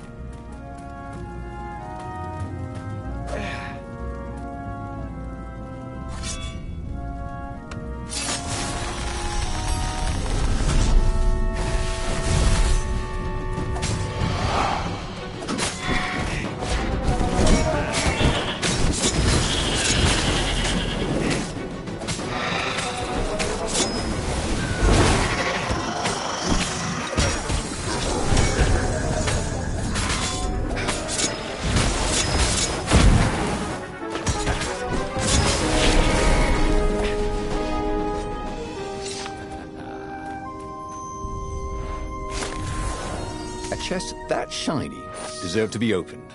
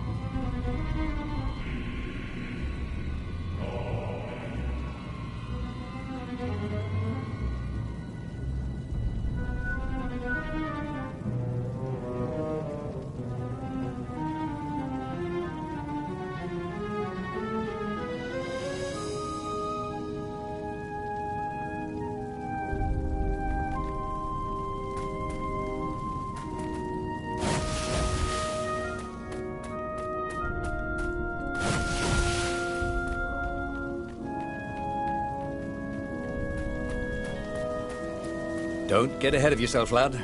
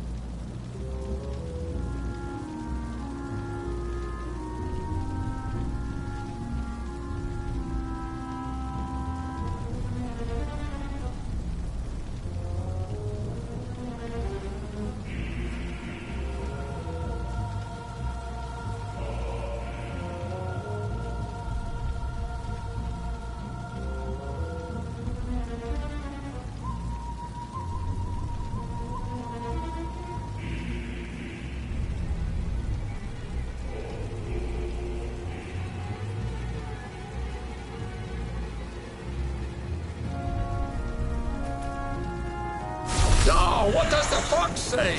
Ah, another one called back. Oh, I'm dying! They both laughed hysterically.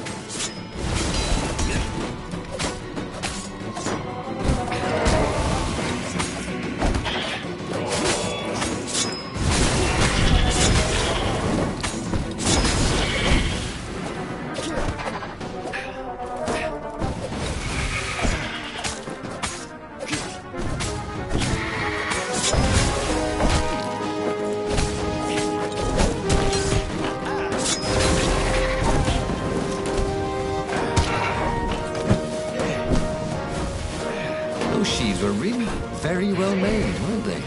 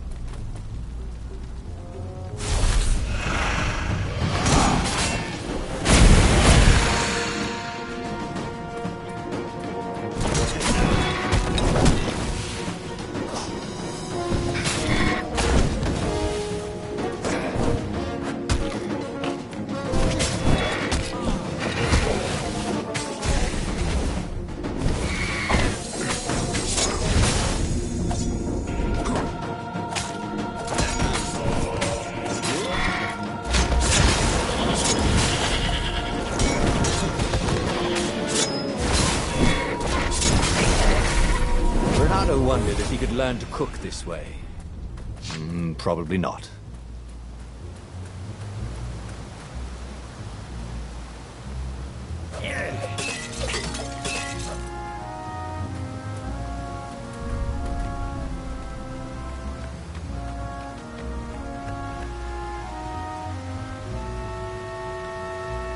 Finally, Renato caught up to her. He had never seen her scared before. At school, she'd been the determined, brave one. Now her eyes were wide, frightened. He didn't like seeing her this way. "Kill her," whispered the stone. "You cannot win your rebellion without it." "Please, no," said Zenobia. "Not that way." Oh, they had been so close once. Could he really feed her soul to his demonic gem? But if he spared her, he would not get the full power of the stone. Oh, how could he be the hero he wanted to be?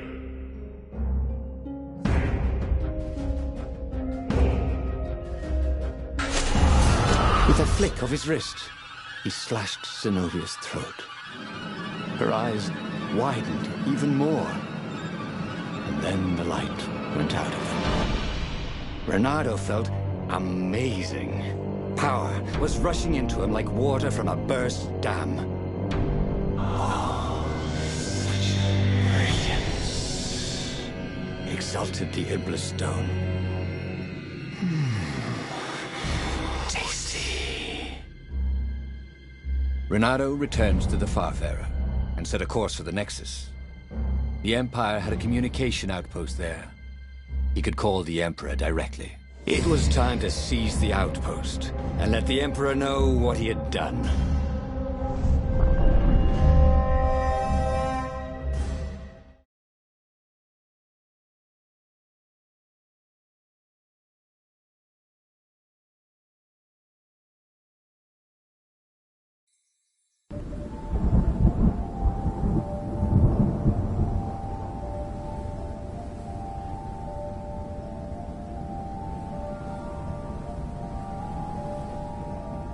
The Nexus was beautiful. He never realized how beautiful. Everything glowed. The wind was so sweet. The sun so soft. The stones so warm. The black raven feathers. Black feathers. Suddenly, his eyes are filled with them. He's falling through smoke under a dead sun. A voice calls him home. Is this a vision? Whose? Is it the time of the lost gods? Or the future? No matter. What mattered now was killing his way to the Imperial outpost and challenging the Emperor from there.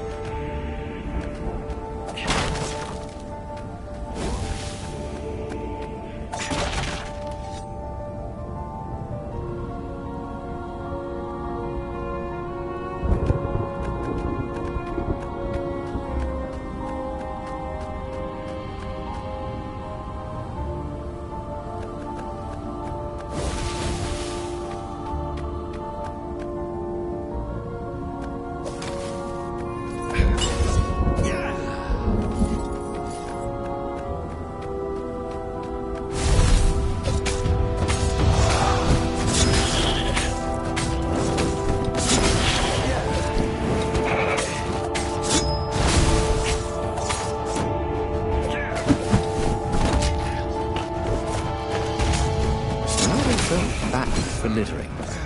But these islands were short on trash cans.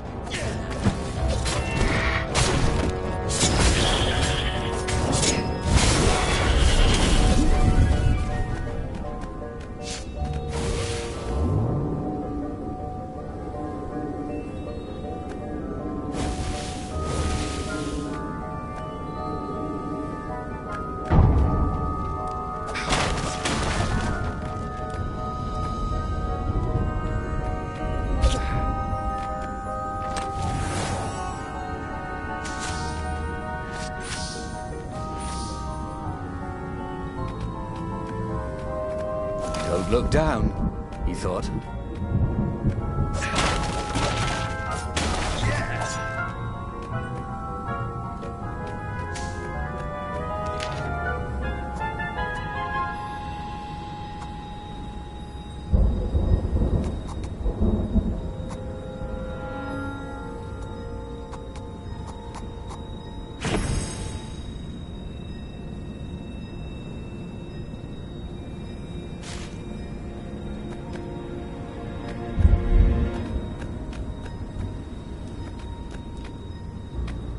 Snack time, boys! Go on the lead, Raven.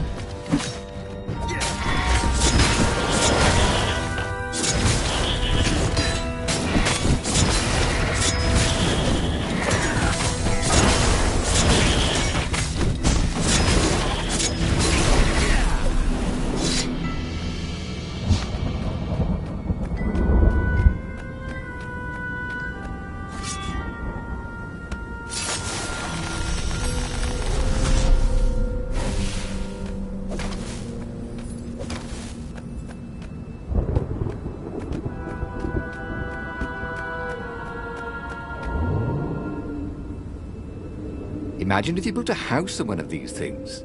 Oh, that would be amazing. It would be like having a boat.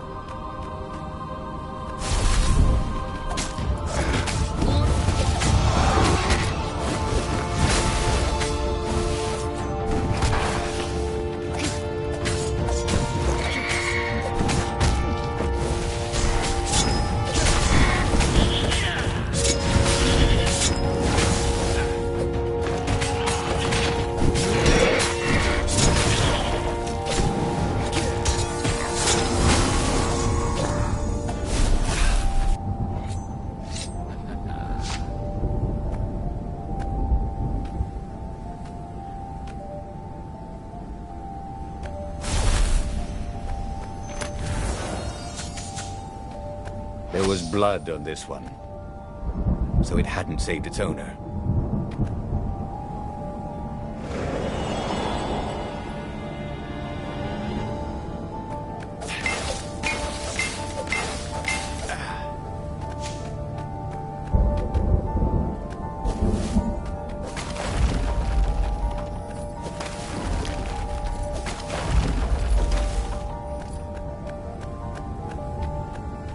Up ahead was Lupino. What was he doing here? Bernardo! Hey, buddy! Hey there, old buddy! Please don't kill me. Why would I kill you? Asked Ren-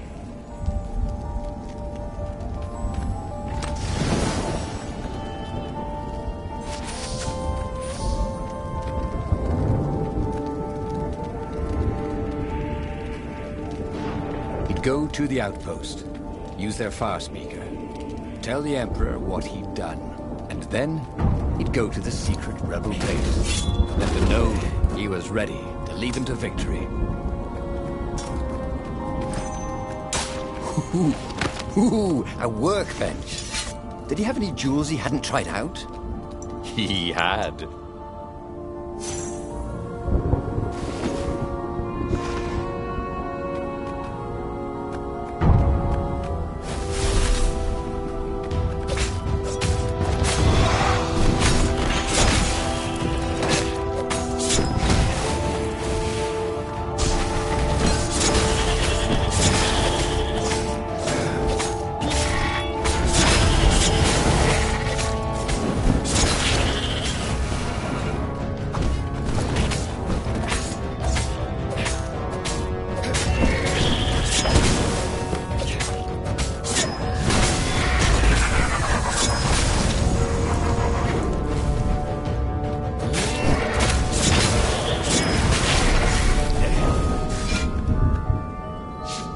Renato rampaged through the Imperial outpost like a water buffalo rampaging.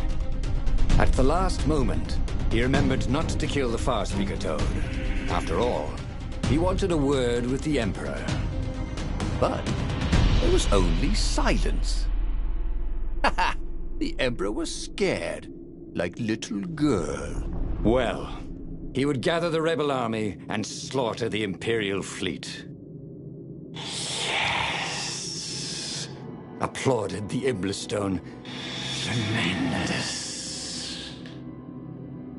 Then the Emperor would have to answer his far speaker, wouldn't he? Who are you? Asked a distant voice that sounded uncomfortably like Zenobia. What have you become? The mountains. Go to the mountains, urged another that sounded a bit like Lapino.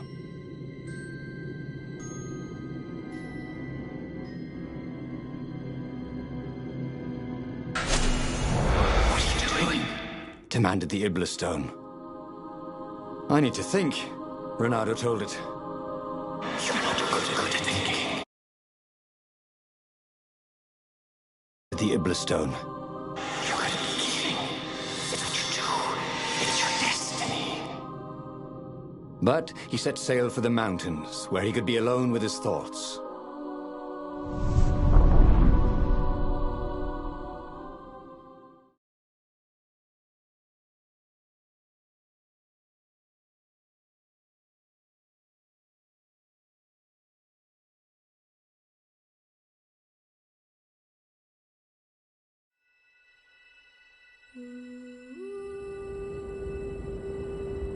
Why were there Raven Scouts here in the empty mountains? Was there nowhere he could find peace and quiet? There were other ravens here too. Shadowy ones, transparent, lining the path. Ghosts. They cawed as he passed, but they didn't try to stop him. Spectators. Had he really killed that many ravens?